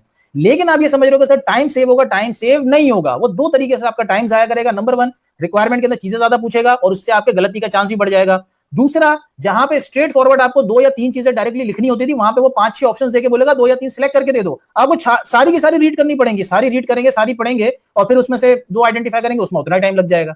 ठीक है, तो इसीलिए मैंने लिखा है कि ठीक है लेस राइटिंग है, ये टाइम सेव करेगी लेकिन चैलेंजिंग हो जाएगी। क्यों, क्योंकि तो चीजें ज्यादा पूछ लेगा या फिर टाइम कहां जाया करेगा, ज्यादा चीजें पढ़वाएगा कि पढ़ो अब 2 दे दो इसमें से आंसर। ठीक है, अच्छा दूसरा क्या है, आंसर फॉर्मेट एंड फोकस। तो ये मैं आपको ऑलरेडी बता चुका हूं कि ये भी डिफरेंस है कि आपके पास केस बेस के अंदर जब आप जाओगे, केस बेस के अंदर आप जाओगे तो आपको कुछ भी लिखने की जरूरत नहीं है। अगर तो आपके पास न्यूमेरिकल फिगर है तो सिर्फ आपको न्यूमेरिकल फिगर देनी है करेक्ट फॉर्मेट के अंदर, और अगर आपने क्या कहते हैं सिलेक्शन करनी है यानी कि दूसरे टाइप्स के हैं तो उसमें आपने सिर्फ सिलेक्शन करनी होगी, या तो ड्रॉप डाउन लिस्ट से या मल्टीपल ऑप्शंस, या फिर करेक्ट आपने सीक्वेंस सिलेक्ट करनी होगी। ठीक है ना, लेकिन इसके अंदर मसला क्या है, इसके अंदर मसला यह है कि अगर आपके पास न्यूमेरिकल फिगर है और उसमें आपने जिस फॉर्मेट में लिखना है उससे गलत फॉर्मेट में लिख दिया, जैसे मैंने बोला कि उसने आपको बोला भाई होल नंबर में, आपने गलती से पॉइंट में उसको आंसर दे दिया, या उसने बोला 2 डेसिमल प्लेसेस तक लिखना है, आपने होल नंबर में दे दिया, उसके नंबर काट देगा। ठीक है, तो इसका आपने ध्यान रखना है। सही है, इसी तरीके से मसला ये है कि यहाँ पे जहाँ पे चीजें सिलेक्ट करनी होंगी तो वहां पे जो ऑप्शन उसने आपको दिए उसी में से सिलेक्ट करना है। उन ऑप्शन में से आपको समझ नहीं आ रहा तो आप फंस गए, जैसे कि उसने बोला भाई 4 ऑप्शन दिए, इसमें से 2 मेरिट्स आप मुझे दे दो। अब एक मेरिट तो आपको समझ आ रहा है, दूसरा मेरिट समझ ही नहीं आ रहा, जबकि अगर ऐसे बेस में लिखना होता तो जो 2 आपको याद होते आप डायरेक्टली लिख देते, यहां पे आप फंस गए। सही है, अच्छा तो ऐसे बेस के अंदर क्या है न्यूमेरिकल क्वेश्चंस का आपको फायदा क्या होता था? न्यूमेरिकल क्वेश्चंस का फायदा ये होता था कि आप जो भी वर्किंग होती थी वो अपने हिसाब से उसको दे देते थे, ठीक है ना, जो फॉर्मेट आपको समझ आता था आप उस हिसाब से दे देते थे। लेकिन ऑब्वियसली बात है कि एग्जामिनर की रिक्वायरमेंट के हिसाब से जो चीज उसने पूछी है वही चीज आप देते थे, लेकिन अपने फॉर्मेट के हिसाब से आप देते थे। यहां पे आप उसी के फॉर्मेट के हिसाब से आंसर दे रहे हो, तो ये एक प्रॉब्लम है। उसी के फॉर्मेट से चलना है, अपने फॉर्मेट से चलते थे। इसी तरीके से यहां का बेनिफिट मैं आपको ऑलरेडी बता चुका हूं कि भाई अगर 2 बेनिफिट आपने देने, आपको जो 2 याद आ रहे हैं आप लिख दो। यहां पे जो आपको 4 दिए हैं उसमें से एक समझ आया, बाकी 3 नहीं समझ आ रहे तो आप फंस गए, या इवन पहला भी आपको नहीं समझ आया कि भाई इसका बेनिफिट है या नहीं, तो आप फंस गए। तो ये ऐसे बेस का थोड़ा सा फायदा था, इसका थोड़ा सा यहाँ पे नुकसान है। सही है। अच्छा, फिर तीसरा क्या है? Availability of straight forward questions. ये मैंने आपको बताया कि भाई इसके अंदर सिंपल और स्ट्रेट फॉरवर्ड क्वेश्चंस है ना ज्यादा कॉमन थे, आपसे पूछता था और आप क्या करते थे, चीजों को अपने हिसाब से डिफाइन करते थे ताकि एग्जामिनर को अपना जो पॉइंट है वो समझा सको। सही है। और इवन जब आपसे मेरिट और डीमेरिट्स पूछता था तो आप अपने हिसाब से लिख सकते थे। यहाँ पे क्या है कि स्ट्रेट फॉरवर्ड क्वेश्चंस तो है ही नहीं, बहुत रेयर चांस है कि वो आए, क्योंकि अगर उसने कोई स्ट्रेट फॉरवर्ड क्वेश्चन आपको डेफिनेशन की फॉर्मेट में दे दिया तो डायरेक्टली समझ जाओगे, या इवन ऑप्शंस की फॉर्मेट में दिया तो भी समझ जाओगे। तो डेफिनेशन वगैरह डायरेक्ट क्वेश्चन तो बहुत रेयर चांस है कि वो आपको दे। सही है। और अगर आपको बेनिफिट्स और डीमेरिट्स भी पूछ रहा है तो उसमें सिर्फ मसला ये है कि अगर उन्हीं बेनिफिट्स या डीमेरिट्स में से आपको करेक्ट आंसर पता है तो आप उसको सही आंसर दे सकते हो, नहीं पता तो अपने हिसाब से नहीं लिख सकते। तो ये थोड़ा सा केस बेस का डीमेरिट है, जो कि ऐसे बेस के अंदर फायदा था। अच्छा, फिर इसके अलावा क्वेश्चंस रिलेटेड टू लिमिटेड और मल्टीपल एरियाज, ये मैं आपको ऑलरेडी बता चुका हूं कि केस बेस के अंदर वो क्या कर रहा है, एक्चुअल जो रियल लाइफ स्टडीज हैं या एक्चुअल केस सिनेरियोज हैं वो ले रहा है और सारे एस्पेक्ट्स उनसे समझ के ले रहा है। तो आपसे वो जो क्वेश्चंस है वो डिफरेंट चैप्टर्स डिफरेंट सेक्शन से भी पूछ सकता है। एक क्वेश्चन के अंदर, एक केस बेस्ड क्वेश्चन के अंदर वो 3-3 4-4 चैप्टर्स या 3-3 4-4 एरियाज भी कवर कर सकता है।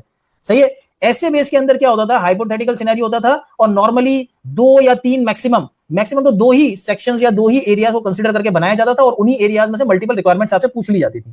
सही है। तो यहाँ पे फायदा ये होता था कि लिमिटेड एरिया से रिलेटेड क्वेश्चंस पूछ सकता था एक ही ऐसे बेस्ड क्वेश्चंस के अंदर, यहाँ पे एक ही केस बेस्ड क्वेश्चन के अंदर मल्टीपल एरियाज को कवर कर सकता है। ठीक है। इसके बाद आते हैं फिफ्थ पे, जो बड़ा इंपॉर्टेंट एरिया है वो क्या है कि करेक्ट आंसर विद और विदाउट रेफरेंस पॉइंट या हिंट। ये केस बेस्ड क्वेश्चन का एक बहुत बड़ा बेनिफिट है। केस बेस्ड क्वेश्चन का बहुत बड़ा बेनिफिट है जो ऐसे बेस के अंदर आपको नहीं मिलता। ठीक है। क्या मतलब ये है कि देखिए जब ऐसे बेस पे आप जाते हैं और वो आपसे कोई क्वेश्चन पूछता है, अब आपको क्वेश्चन बिल्कुल समझ नहीं आया, तो ये तो है कि आप अपने हिसाब से जो उसमें फिलर आंसर लिखना चाहें वो लिख सकते हैं, वो हमारा आखिरी 6 पॉइंट है। लेकिन बात यह है कि अगर आपको बिल्कुल ही समझ नहीं आ रहा कि है क्या और इसमें लिखना क्या है, तो आप क्या करोगे, पूरा छोड़ दोगे, या अगर आप उसमें कुछ लिखोगे हो सकता है पूरा का पूरा मीट ना हो, तो आपके सारे मार्क्स उसमें क्या हो गए, चले गए। सही है ना, आपके सारे मार्क्स उसमें क्या चले जाएंगे। इसी तरीके से कोई न्यूमेरिकल क्वेश्चन पूछा, अब एक स्टूडेंट ने मेरे बोला था कि सर एक उन्होंने मुझे इक्वेशन दी और बोला इसको सॉल्व करो, तो वो कहता कि सर मुझे समझ ही नहीं आई कि है क्या, तो बोला मैं लिखता क्या। तो जब आपको समझ ही नहीं आप क्या लिखते, अगर आप कुछ लिख भी दोगे और वो पूरा का पूरा गलत हो गया तो पूरे आपके नंबर गए।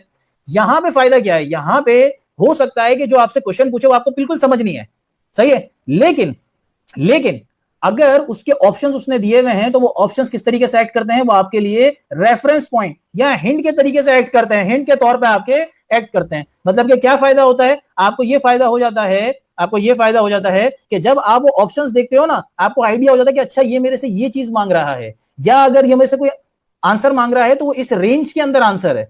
सही है। तो ये बड़ा फायदा होता है यहाँ पे कि आपके जो आंसर हैं, करेक्ट आंसर, सॉरी आपके जो आंसर्स हैं या फिर आपके जो ऑप्शंस हैं वो केस बेस के अंदर हिंट के तौर पे एक्ट करते हैं और आपको बेनिफिट देते हैं। यहाँ पे कोई हिंट आपके पास अवेलेबल नहीं होता। ठीक है। देखें, हैविंग द आंसर फॉर्मेट और अ सेट ऑफ ऑप्शंस। सही। अच्छा, न्यूमेरिकल के अंदर भी आपको हिंट इस तरीके से मिल जाता है कि वो जो फिगर की आपको बता देता है या यूनिट्स का आपको बताता है, वो भी आपको हिंट के तौर पे एक्ट करता है। वो कैसे भी आगे देखेंगे, सारा एक एक ऑप्शन जो हम डिटेल में देखेंगे।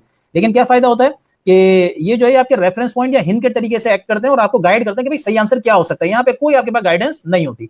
अब देखते हैं जरा वन बाय वन। देखें, सबसे पहले क्या है, न्यूमेरिकल एंट्री।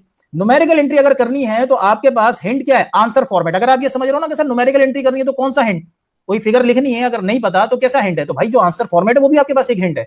सर कैसा हिंट है, देखो पहला तो मैंने आपको ऑलरेडी बताया कि उसने बोला कि आंसर यूनिट्स में लिखना है, आप आंसर निकाल के बैठो डॉलर में। ऐसे में तो आपने डॉलर में आंसर लिख दिया, उसने पूरा गलत कर दिया कि डॉलर में चाहिए नहीं, आंसर यूनिट्स में चाहिए। यहां पे जब आपने बॉक्स के आगे लिखा हुआ देखा या ऊपर देख लिया कि भाई आंसर यूनिट्स में चाहिए, आपको पता है यूनिट्स में ही निकालना है, तो आप गलत कर रहे होते आंसर और आप क्या कर देते, सही कर देते। गलत करते करते आंसर आप क्या कर देते, सही कर देते। इसी तरीके से कि अगर आप कोई आंसर ऐसा कैलकुलेट कर रहे हो कि जो कि आप पर यूनिट में निकाल के बैठे हो, तो उसकी वैल्यू किस में आएगी, उसकी वैल्यू आएगी डेसिमल में। अब उसने लिख दिया है कि मुझे आंसर चाहिए होल नंबर में। अब आप सोच रहे हो कि यार ये मैं पॉइंट में निकाल के बैठा, होल नंबर में कैसे आंसर आएगा। फिर आपकी नजर पड़ी कि वो तो मेरे से टोटल अमाउंट मांग रहा है। जैसे कि अगर हम ओवरहेड्स कैलकुलेट करते हैं, अब पर यूनिट ओवरहेड भी होता है, जैसे कि ओवरहेड रेट होता है, वो आपने निकाला, वो पॉइंट में आ रहा है। अब वो बोल रहा है होल नंबर में आंसर चाहिए, तो एकदम से आपकी नजर पड़ी कि वो तो मेरे से टोटल ओवरहेड्स मांग रहा है, यहाँ पे आप उसको पर यूनिट देके बैठ जाते। सही है। तो अगर आप ये सोच रहे हो कि न्यूमेरिकल एंट्री में तो सिर्फ फिगर डालनी है, उसमें कौन सा हिंट, तो भाई जो उसका फॉर्मेट है वो भी हिंट है कि अगर आपने गलत फॉर्मेट में आंसर निकाल लिया तो आइडेंटिफाई हो जाएगा, गलत है आप सही फॉर्मेट में ले आओगे। और अगर आंसर आपने बिल्कुल गलत निकाल लिया तो हो सकता है कि वो पॉइंट डेसिमल वगैरह उसकी बेसिस पे भी आपको आइडेंटिफाई हो जाए कि हाँ आंसर गलत है, सही क्या करना है, जबकि ये ऐसे बेस में नहीं होता। तो ये इसका बहुत बड़ा बेनिफिट है। अच्छा आगे आते हैं, सीक्वेंस करेक्ट करना है, सही ना। उसने आपको बहुत सारे पॉइंट्स दे दिए और बोला भाई इसका जो है ना सीक्वेंस करेक्ट करके दो। इसमें हिंट क्या है, उसने आपको स्टेप्स ऑलरेडी दे दिए।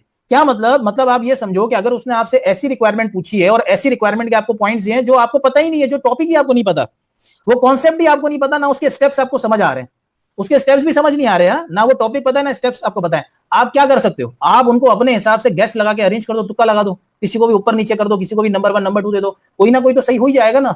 नहीं होना तो वैसे भी नहीं होना, लेकिन अगर सही हो जाता है तो आपको फायदा है। जबकि यहाँ पे ऐसा था ही नहीं, अगर आपको क्वेश्चन नहीं समझ आया ना, उसके आपको पॉइंट्स पता है, आप कुछ भी नहीं लिख के आओगे, अपने एंड से लिख के आओगे, हो सकता है कि सारा का सारा गलत हो जाए। यहाँ पे कुछ ना कुछ सही हो सकता है और आपको पार्शियल क्रेडिट यानी कि कुछ स्कोर मिल सकता है।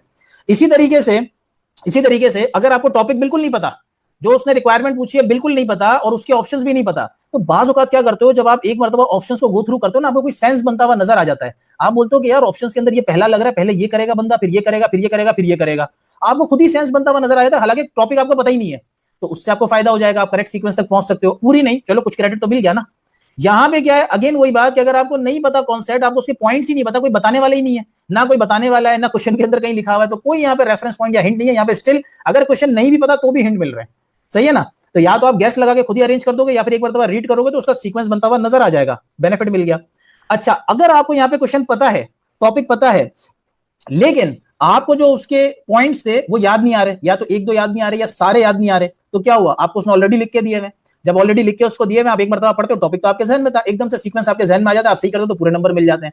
यहां पे मसला क्या है कि अगर टॉपिक आपको याद है लेकिन या तो उसके सारे स्टेप्स या कोई एक दो स्टेप्स आपके जहन में नहीं आ रहे, तो कोई बताने वाला नहीं होगा, कोई रेफरेंस नहीं, कोई हिंट नहीं, यहाँ पे उनके नंबर कट जाएंगे। यहाँ पे क्या होगा कि अगर एक दो पॉइंट याद नहीं आ रहे, वो उसने ऑलरेडी लिख के दिए हुए, तो आपको जहन में आ गया, सीक्वेंस भी जहन में आ गया, आपने सही करा, आंसर हो गया, ठीक है। अच्छा नेक्स्ट क्या है, ड्रॉप डाउन लिस्ट। इसमें आपके पास हिंट क्या है, answer from the given option, भाई आंसर उन्हीं ऑप्शंस में से जो दिए हुए, सही है। अब इसमें भी पहला सिनेरियो क्या है कि भाई उसने आपसे ऐसा ब्लैंक पूछा जो आपको बिल्कुल ही नहीं पता, वो टॉपिक ही नहीं पता, आपको पता ही नहीं है क्या पूछ रहा है, सही है ना। जो उसने ड्रॉप डाउन लिस्ट में ऑप्शन दिया वो आपको समझ आ रहा है, आप क्या करो, तुक्का लगा दो, हो सकता है सही हो जाए। यहां पे अगर आपको टॉपिक ही नहीं पता तो लिखोगे क्या, जब कुछ नहीं लिखोगे या लिखोगे भी गलत लिख दिया तो कोई उसका आंसर नहीं, यहां तो एटलीस्ट आपको कुछ हद तक स्कोर मिल सकता है। इसी तरीके से अगर जो टॉपिक उसने आपको पूछा है वो आपको नहीं पता, ना उसके ऑप्शंस पता है, लेकिन जब आप उसके ऑप्शन 1 बाय 1 उस ब्लैंक में इनपुट करके उसको एक मरतबा पढ़ते हो ना, बाज़ वक़्त आपको उसका सेंस बनता हुआ नजर आ जाता है, आप उसको सिलेक्ट कर दो तो आंसर सही हो जाता है। तो इस तरीके से भी यहाँ पे आप आंसर सही कर सकते हो। लेकिन यहाँ पे वही बात, कोई हिंट नहीं है, कोई रेफरेंस नहीं, अगर टॉपिक नहीं पता पूरे नंबर गए, सही है। लेकिन अगर आपको टॉपिक पता है, अगर आपको टॉपिक पता है लेकिन जो ब्लैंक उसने पूछा है वो आपको प्रॉपर तरीके से याद नहीं आ रहा, तो कोई बात नहीं, अगर याद नहीं आ रहा पूरे तरीके से तो उसने आपको पूरा लिख के भी दिया हुआ है, स्टेटमेंट पूरी लिख के दी हुई है, उसके जो प्रोबेबल ऑप्शन है या आंसर है वो भी लिख के दिए हुए हैं। 1 बाय 1 आप ऑप्शन इनपुट करते हो, आपको वो स्टेटमेंट पूरा जहन में आ जाता है और आप उसके पूरे जो मार्क्स है वो क्या कर लेते हो, देखिए पूरा रिकॉल हो जाता है और पूरे मार्क्स आप सिक्योर कर लेते हो।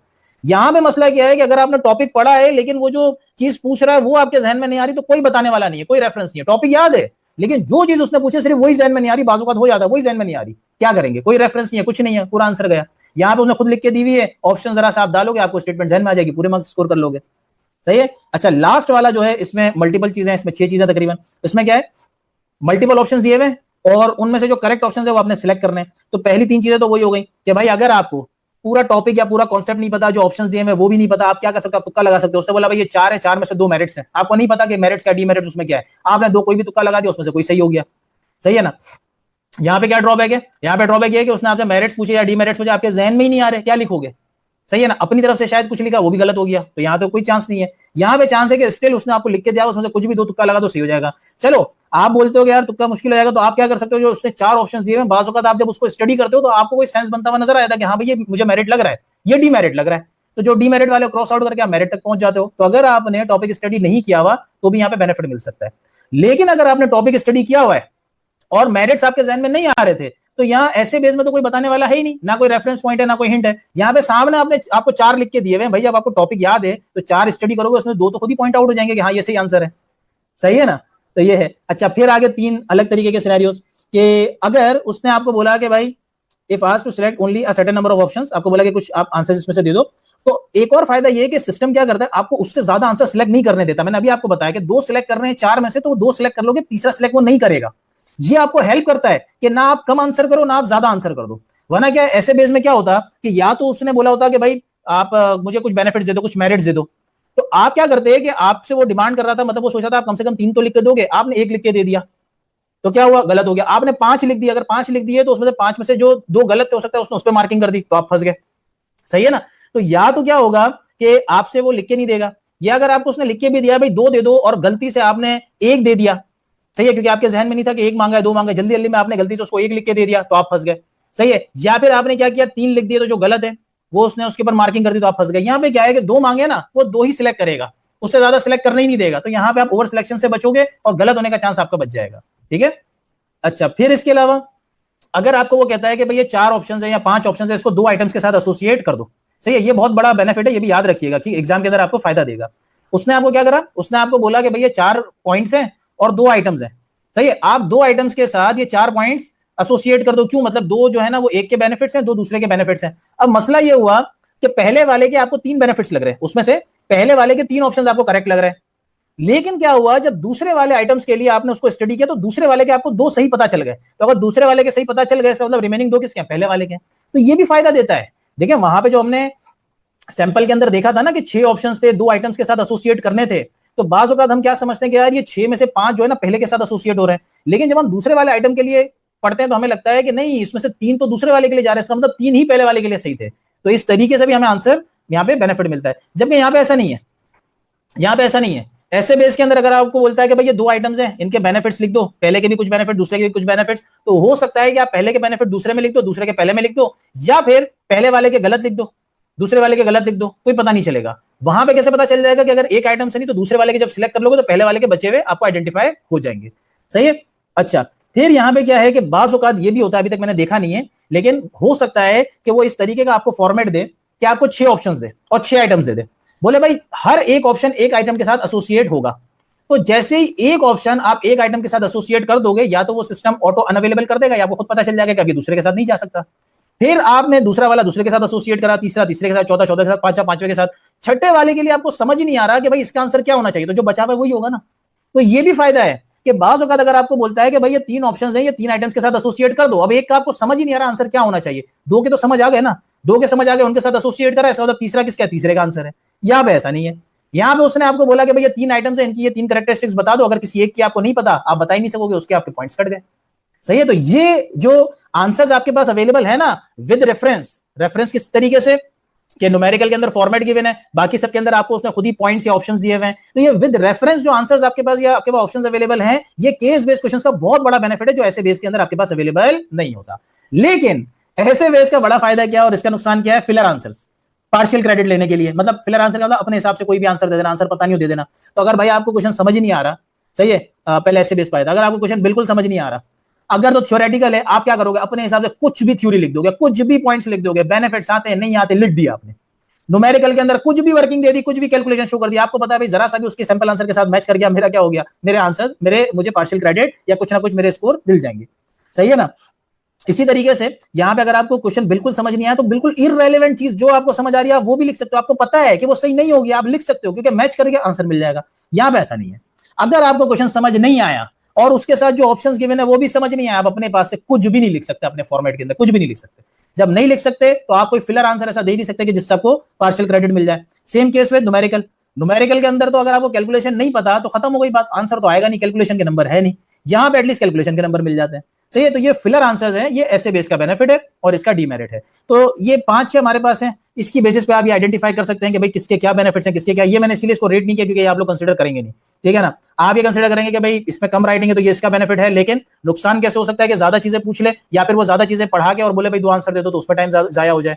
सही है। इसके अंदर आंसर किस फॉर्मेट में होता है, इसमें किस फॉर्मेट में होता है, फोकस किस चीज पे होता है, उसकी बेसिस पे आप डिसाइड कर सकते हो कि कौन सा आपने एग्जाम के अंदर सिलेक्ट करना है, मतलब केस बेस पे जाना है या ऐसे बेस पे। स्ट्रेट फॉरवर्ड ये देखा जाए तो ऐसे बेस का बेनिफिट है, इसके अंदर अवेलेबल नहीं है।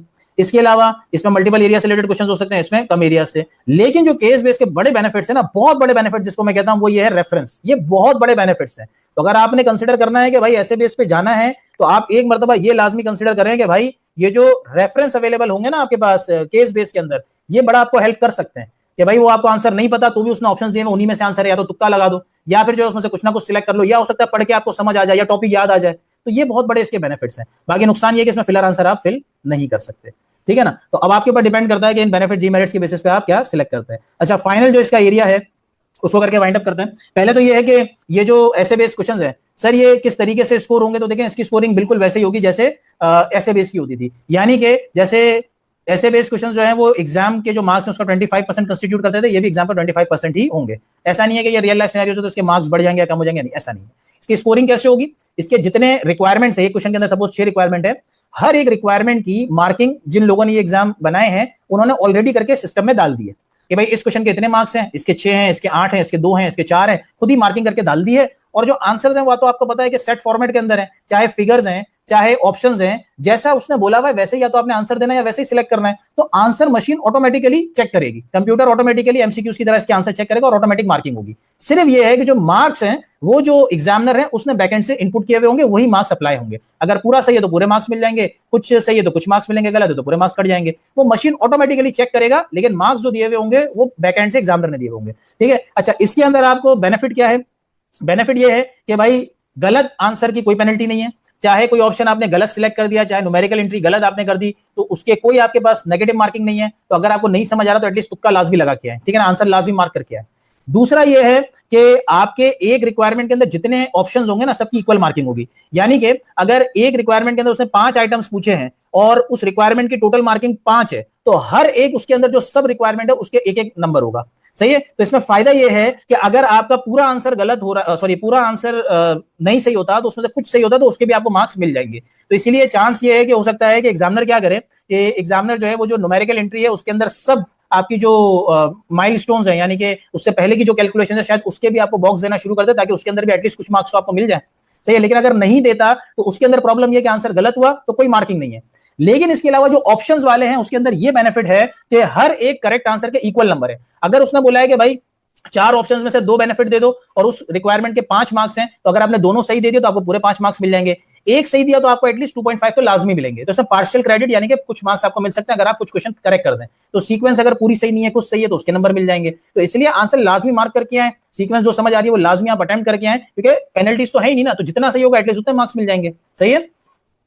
फिर इसके अलावा भाई ये जो एग्जाम फॉर्मेट चेंज हो रहा है तो ये आपके लिए बेनिफिशियल क्यों है, पहला तो कि ये जो रियल फाइनेंस वर्क है या रियल लाइफ सिनेरियोज उनके साथ एसोसिएटेड है, तो आपको समझ आता है कि फाइनेंशियल फील्ड के अंदर क्या सिनेरियोज अभी चल रहे हैं, सही है। दूसरा फायदा ये है कि इससे आपका जो एग्जाम का रिजल्ट है ना उसका टाइम ड्यूरेशन कम हो जाएगा। पहले जो एग्जाम का रिजल्ट आता था वो जिस मंथ में आपने एग्जाम अटेम्प्ट किया है उसके 6 वीक्स बाद आता था।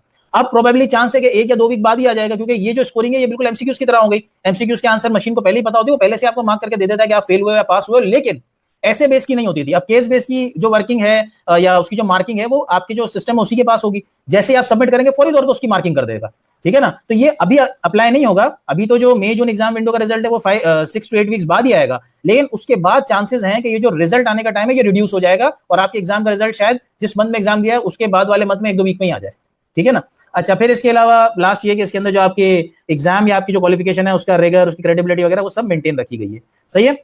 अच्छा, अब यहाँ पे फ्रीक्वेंटली आस्क्ड क्वेश्चंस पे जाने से पहले हमारे की टेक अवेज क्या, हमें क्या चीजें पता चली। पहला कि एग्जाम का जो स्टैंडर्ड या कंटेंट है वो चेंज नहीं हुआ भाई, सिर्फ फॉर्मेट चेंज हुआ है। कंटेंट, उसका रिगर, उसकी डिफिकल्टी, उसका standard, world wide level, world wide उसका स्टैंडर्ड, ये सब कुछ सेम है, ठीक है। और जो केस बेस्ड क्वेश्चंस है वो क्यों ऐड किए, क्योंकि वो business situations, real life business situations या रियल वर्ल्ड फाइनेंस वर्क को रिप्रेजेंट करते हैं, सही। और उसमें आपकी अप्लाइड जजमेंट या स्किल यूज होती है जो कि आपको प्रोफेशनल लाइफ में हेल्प करती है। और तीसरा कि मई जून 2026 के अंदर आपके पास चॉइस होगी कि आप ऐसे सिलेक्ट करें या सीबीक्यूज, लेकिन सितंबर 2026 से आपने सीबीक्यूज ही अटेम्प्ट करने हैं। और क्योंकि कोर्स चेंज नहीं हुआ तो स्टूडेंट्स जो प्रैक्टिस मटेरियल या जो कोर्स उनके पास अवेलेबल है उसी से ही वो कंटिन्यू कर सकते हैं, उसी से प्रिपरेशन कर सकते हैं, ठीक है। अच्छा, अब जरा आ जाते हैं तेजी से फ्रीक्वेंटली आस्क्ड क्वेश्चंस पे जाके। आपके अगर कोई क्वेश्चन हो तो वो यहाँ से रिजॉल्व हो जाए कि आईएमए क्यों इवॉल्व कर रहा है। मैंने आपको बताया कि आईएमए चाह रहा है कि स्टूडेंट्स जो है अप्लाइड स्किल्स यूज करें और जो रियल फाइनेंस वर्क है उसके साथ फेमिलियर हो, तो उस वजह से वो जो रियल लाइफ बिजनेस सिनेरियोज है उसको इंट्रोड्यूस करा रहा है, ठीक है। और वो जो मेमोराइज नॉलेज है या स्टडीड स्किल्स है सिर्फ वो यूज ना करें, उनका लेवल भी मार्केट में इंक्रीज हो, क्वालिफिकेशन का भी इंक्रीज हो।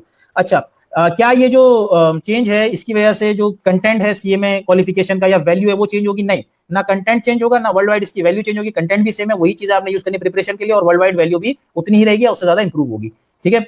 अच्छा, चेंज क्या हो रहा है? कि मई जून से सीबीक्यूज भी इंट्रोड्यूस करा देंगे, लेकिन वो ऑप्शनल होंगे। लेकिन उसके बाद आपके पास सितंबर अक्टूबर से सीबीक्यूज आपने अटेम्प्ट करना है, जिसके अंदर जो रिक्वायरमेंट्स होंगी आपकी वो डिफरेंट तरीके से आंसर होंगी। ठीक है, उसके अंदर जो राइटिंग थी वो खत्म हो जाएगी और जो 4 तरीके के फॉर्मेट्स बताएं उस तरीके से आपने आंसर करना होगा। सेम क्या है, ये सारी चीजें सेम हम देख चुके हैं कि एग्जाम की length, structure, MCQs, price, topics, domain, learning outcome statement, ठीक है ना, आपकी क्वालिफिकेशन का रेगर या वैल्यू रिकॉग्निशन या आईएमए का जो गवर्नेंस या कॉम्पिटेंसी वगैरह, वो सारी चीजें सेम ही रहेंगी। ठीक है, ट्रांजिशन प्लान क्या है ऑलरेडी बता दिया, मई जून के अंदर चॉइस होगी, सितंबर अक्टूबर इसके बाद से या सितंबर अक्टूबर से सीबीक्यूज यूज करना, ऐसे उसके बाद यूज नहीं होंगे। सर अगर कोई बच्चा मई जून में खुदा ना खास्ता फेल हो गया, ऐसे बेस्ड अटेम्प्ट क्या फेल हो गया, अब रीटेक क्या करेगा, ऐसे बेस्ड दे सकता है? नहीं, अगर रीटेक देना है तो सीबीक्यूज ही देना है, केस बेस्ड क्वेश्चंस ही अटेम्प्ट करने हैं। ठीक है सर, हमने जो चीजें स्टडी की है क्या वो दोबारा स्टडी करनी पड़ेंगी? नहीं भाई, क्यों स्टडी करनी पड़ेगी, कोर्स पूरा सेम है, जो स्टडी की है वही आपने फॉलो करना है, उसी से प्रिपरेशन करनी है। सिर्फ ये कि जहां ऐसे बेस की आप प्रैक्टिस करते थे वहां पे केस बेस की आपने प्रैक्टिस करनी है, बस दैट्स इट। बाकी सारी चीजें अपनी स्टडी सेम ही रखनी है। सही है सर, ये क्या एग्जाम की जो डिफिकल्टी है उसको चेंज करेगा? नहीं, एग्जाम की कोई डिफिकल्टी इसके अंदर चेंज नहीं होनी है। ठीक है ना, और विल हाँ, जो सीएमए क्रेडेंशियल है वो क्या चेंज होगा? नहीं, उसके अंदर भी कोई चेंज नहीं आएगा, चाहे आप ऐसे बेस्ड अटेम्प्ट करें या केस बेस्ड क्वेश्चन अटेम्प्ट करके पेपर पास करें, उसकी वर्थ मार्केट के अंदर उतनी ही रहेगी, या फिर ज्यादा चांस है फर्दर इंक्रीज हो जाए ड्यू टू प्रोफेशनल टेस्टिंग। अच्छा, फिर दोबारा ये आ गया कि कब से ये हो रहा है, तो मैंने आपको बता दिया कि किस तरीके से ये अप्लाई होगा। मई जून के अंदर चॉइस होगी, सितंबर अक्टूबर के बाद से आपने केस बेस ही देना है, और अगर आप फेल हो जाते हो इस ट्रांजिशन पीरियड के अंदर, मतलब कि मई जून के अंदर खुदा ना खास्ता, तो उसके बाद से आपने केस बेस फॉर्मेट ही अटेम्प्ट करना है सितंबर अक्टूबर एंड ऑनवर्ड्स। ठीक है, और आपने अगर स्टडी पुरानी की हुई है तो जो स्टडी की हुई है वही फॉलो करनी है, क्योंकि वही है, बस सिर्फ उसके अंदर केस बेस क्वेश्चंस को आपने अपने पास एड ऑन करना है। क्या सर प्रैक्टिस मटेरियल नया खरीदने की जरूरत है? नहीं, प्रैक्टिस मटेरियल जिन लोगों ने परचेज किया हुआ है वही सेम रखना है, क्योंकि जो उनके ऑथर्स हैं वो भी Aahista Aahista case based questions को अपने पास प्रैक्टिस मटेरियल के अंदर ऐड करते जा रहे हैं। कुछ ने काफी हद तक कर दिया है, कुछ ने कम किया है, लेकिन Aahista Aahista case based questions आपके पास आते चले जाएंगे, और मई जून के बाद वो ऑटोमेटिकली एसएस हटा के पूरे केस बेस्ड ले आएंगे। तो आपको टेंशन लेने की जरूरत नहीं है, जिनका प्रैक्टिस मटेरियल है वो ऑटो अपडेट हो जाएगा। अच्छा सर, क्या मेरा जो रिव्यू कोर्स है उसके अंदर केस बेस्ड क्वेश्चंस हैं? तो देखें, अभी ज्यादातर नहीं है, अभी आईएमए ने भी कम इंट्रोड्यूस किया, जैसे मैंने आपको जो एग्जांपल्स दिखाए आईएमए ने वही 2 दी हुई हैं अभी, तो आईएमए ने भी अभी कम दिए हुए हैं, क्योंकि वो भी डेवलप कर रहे हैं, कोर्स प्रोवाइडर्स भी डेवलप कर रहे हैं। तो वो अभी मई जून के लिए जिनको चाहिए, तो जो लिमिटेड है वही है, वो भी आहिस्ता आहिस्ता भी मेरे ख्याल में अप्रैल के अंदर काफी हद तक हो जाएंगे, और फिर मई जून के बाद तो अच्छे खासे उसमें इंट्रोड्यूस हो जाएंगे। तो आपको कोर्स जो रिव्यू कोर्स है उसको चेंज करने की जरूरत नहीं है। ठीक है, अच्छा, how should I prepare for case based questions, ये बड़ा इंपॉर्टेंट है, क्योंकि देखें इसके अंदर स्ट्रेट फॉरवर्ड क्वेश्चन नहीं है, तो मेमोराइजेशन वगैरह की जरूरत नहीं है, आपको चीजें समझ आनी चाहिए और आपको उसको इंप्लीमेंट करना आना चाहिए प्रोफेशनल सिनेरियोस के अंदर। ठीक है ना, तो ये आपने अब ध्यान में रखना है कि मेमोराइजेशन नहीं चलेगी, अब अप्लाइड स्किल्स चलेगी। Sir will I see sample case based question before I take the test? जी बिल्कुल, मैंने भी ऑलरेडी आपको बता दिए हैं, आईएमए भी कुछ इंट्रोड्यूस कर देगा, प्रैक्टिस मटेरियल के अंदर हो जाएगा, हम जो ऑथर्स हैं हम भी अपने पास अपने मटेरियल के अंदर आहिस्ता आहिस्ता इसको अपडेट कर देंगे, तो आपको अच्छे खासे केस बेस्ड क्वेश्चन इंशाल्लाह मिल जाएंगे रिव्यू करने के लिए। How are case based question score, ये मैंने आपको ऑलरेडी बता दिया कि किस तरीके से स्कोरिंग होगी, और बाकी जो ये प्रैक्टिस मटेरियल डेवलपर्स है ना, ये भी जब केस बेस्ड क्वेश्चन अच्छे खासे इंट्रोड्यूस कर देंगे तो वो भी इसका स्कोरिंग क्राइटेरिया भी आपको कुछ हद तक इन्फॉर्म कर देंगे। ठीक है सर, क्या पार्शियल क्रेडिट इस पर मिल सकता है? ऐसे बेस के अंदर तो लाजमी मिल जाता था, इसके अंदर थोड़ा सा कम जगह है जहां पे पार्शियल क्रेडिट ले सकते हैं, जैसे न्यूमेरिकल एंट्री में नहीं मिल सकता, अगर इंट्रोड्यूस करा दे फर्दर ऑप्शंस उसके अंदर तो हो सकता है, लेकिन बहरहाल इसके अलावा जो सिलेक्शन वाले उसमें पार्शियल क्रेडिट आपको मिल सकता है, अगर 2-4 सिलेक्ट कर रहे हैं उसमें से 1-2 सही होगा तो उसका पार्शियल क्रेडिट लाजमी मिलेगा। ठीक है sir, case based question attempt करने के क्या एडवांटेजेस हैं? मैं ऑलरेडी आपको काफी सारे बता चुका हूं, सही है ना, वहां पे हमारी सारी चीजें आ गई। सबसे बड़ा एडवांटेज यही है कि जो प्रोफेशनल लाइफ के अंदर काम हो रहा है ना, वो आपको पहले से ही पता चल जाएगा। Sir lastly last question, should I wait until after the change to start studying, ये चेंज हो जाए उसके बाद अपनी स्टडी स्टार्ट करूं? नहीं भाई, क्या जरूरत है, जब कोर्स वगैरह सब कुछ सेम है और आपने पेपर भी सितंबर अक्टूबर में देना है, तो फिर क्या जरूरत है आपको अपनी स्टडी रोकने की? आप स्टडी कंटिन्यू करें, जितने केस बेस्ड क्वेश्चन अवेलेबल हैं वो यूज कर लें, बाकी आप बाद में इसको केस बेस्ड क्वेश्चन को प्रैक्टिस कर लें, कोई इसका मसला नहीं है। तो स्टडी रोकने की इसमें किसी सूरत के अंदर जरूरत नहीं है। ठीक है, लास्टली ये मेरे जहन में एंड में आया, वरना मैं ये चीज शायद नहीं डालता, लेकिन मेरे जहन में आया कि शायद स्टूडेंट्स को कुछ ऐसे लिंक्स रिक्वायर्ड हो जिसमें जाके अगर वो ये खुद जो एग्जाम के सैंपल्स हैं, केस बेस्ड क्वेश्चंस के सैंपल्स हैं, ये देखना चाहे तो देख सकते हैं। तो मैंने इसके बाद ये कुछ लिंक्स यहाँ पे ऐड किए हैं, अगर ये आपको मैनुअली रिक्वायर्ड हो तो मुझे बता दीजिएगा, मैं आपको व्हाट्सएप कर दूंगा, ये फाइल ही व्हाट्सएप कर दूंगा, वरना मैंने इसीलिए मेंशन कर दिया कि एटलीस्ट आप टाइपिंग करके इसको अपने पास यूज कर सकें। तो देखें, अगर आपको ये पूरा एग्जाम फॉर्मेट जो चेंज हो रहा है, इसके आईएमए की वर्डिंग चाहिए कि आईएमए ये इसके बारे में क्या कहता है, आईएमए ने क्या चीजें बताई हुई हैं, इंक्लूडिंग देयर सैंपल्स, जो पीडीएफ सैंपल्स हैं और जो सिमुलेशन है, तो वो आपको इस पहले वाले लिंक से मिल जाएगा। पहले वाले लिंक पे जाएंगे, आईएमए का लिंक है, आईएमए की वेबसाइट पे पूरा केस बेस्ड सिनेरियो का जो चेंज आ रहा है वो पूरा इसमें मेंशन है, पीडीएफ के अंदर सैंपल केस बेस्ड क्वेश्चंस भी और सिमुलेशन भी इसी में ही है। ठीक है, लेकिन अगर आपको सिमुलेशन सेपरेटली देखनी है, जैसे मैंने अभी आपको दिखाई, जिसके अंदर मैंने आपको एग्जाम एनवायरनमेंट के अंदर दिखाया कैसे क्वेश्चन पूछे जाएंगे, तो ये आपकी ऐसे बेस की सिमुलेशन है ताकि आप कंपेयर कर सकें, और केस बेस्ड क्वेश्चंस की ये सिमुलेशन है। आप जब ये अपने पास वेबसाइट पे ऑन करेंगे ना, तो ये ऑटोमेटिकली वो जो आईएमए की विंडो है जहां पे ये आपको ये एग्जाम सिमुलेशन दे रहा है केस बेस्ड क्वेश्चंस की, वो आपको शो कर देगा और आप उसके अंदर खुद जाके देख भी सकते हैं कि किस तरीके से आंसर करना है, कैसे अटेम्प्ट करना है। ठीक है। और फाइनली कि ये हमारा पूरी वीडियो थी या पूरा डिस्कशन था related to changes in CMA USA exam format. तो इससे रिलेटेड अगर कोई फर्दर आपकी क्वेरीज हो तो ये मेरा अपना पर्सनल नंबर है, एग्जाम फॉर्मेट चेंज से रिलेटेड आप मेरे से कोई भी चीजें पूछनी हो मुझे व्हाट्सएप करके मालूम कर सकते हैं। और अगर आपकी कोर्स में एडमिशन से रिलेटेड कोई क्वेरी है, मिर्चा वाला का एडमिशन चाहिए, तो ये नंबर है, इस पर आप कोर्स से एडमिशन से रिलेटेड क्वेरीज कर सकते हैं। ठीक है। So that's it for today. और अगर कोई इंशाल्लाह फर्दर अपडेट आती है तो फिर आपके साथ वो शेयर करेंगे। तो जज़ाकल्लाह, यहीं पे इसको वाइंड अप करते हैं। अस्सलाम वालेकुम।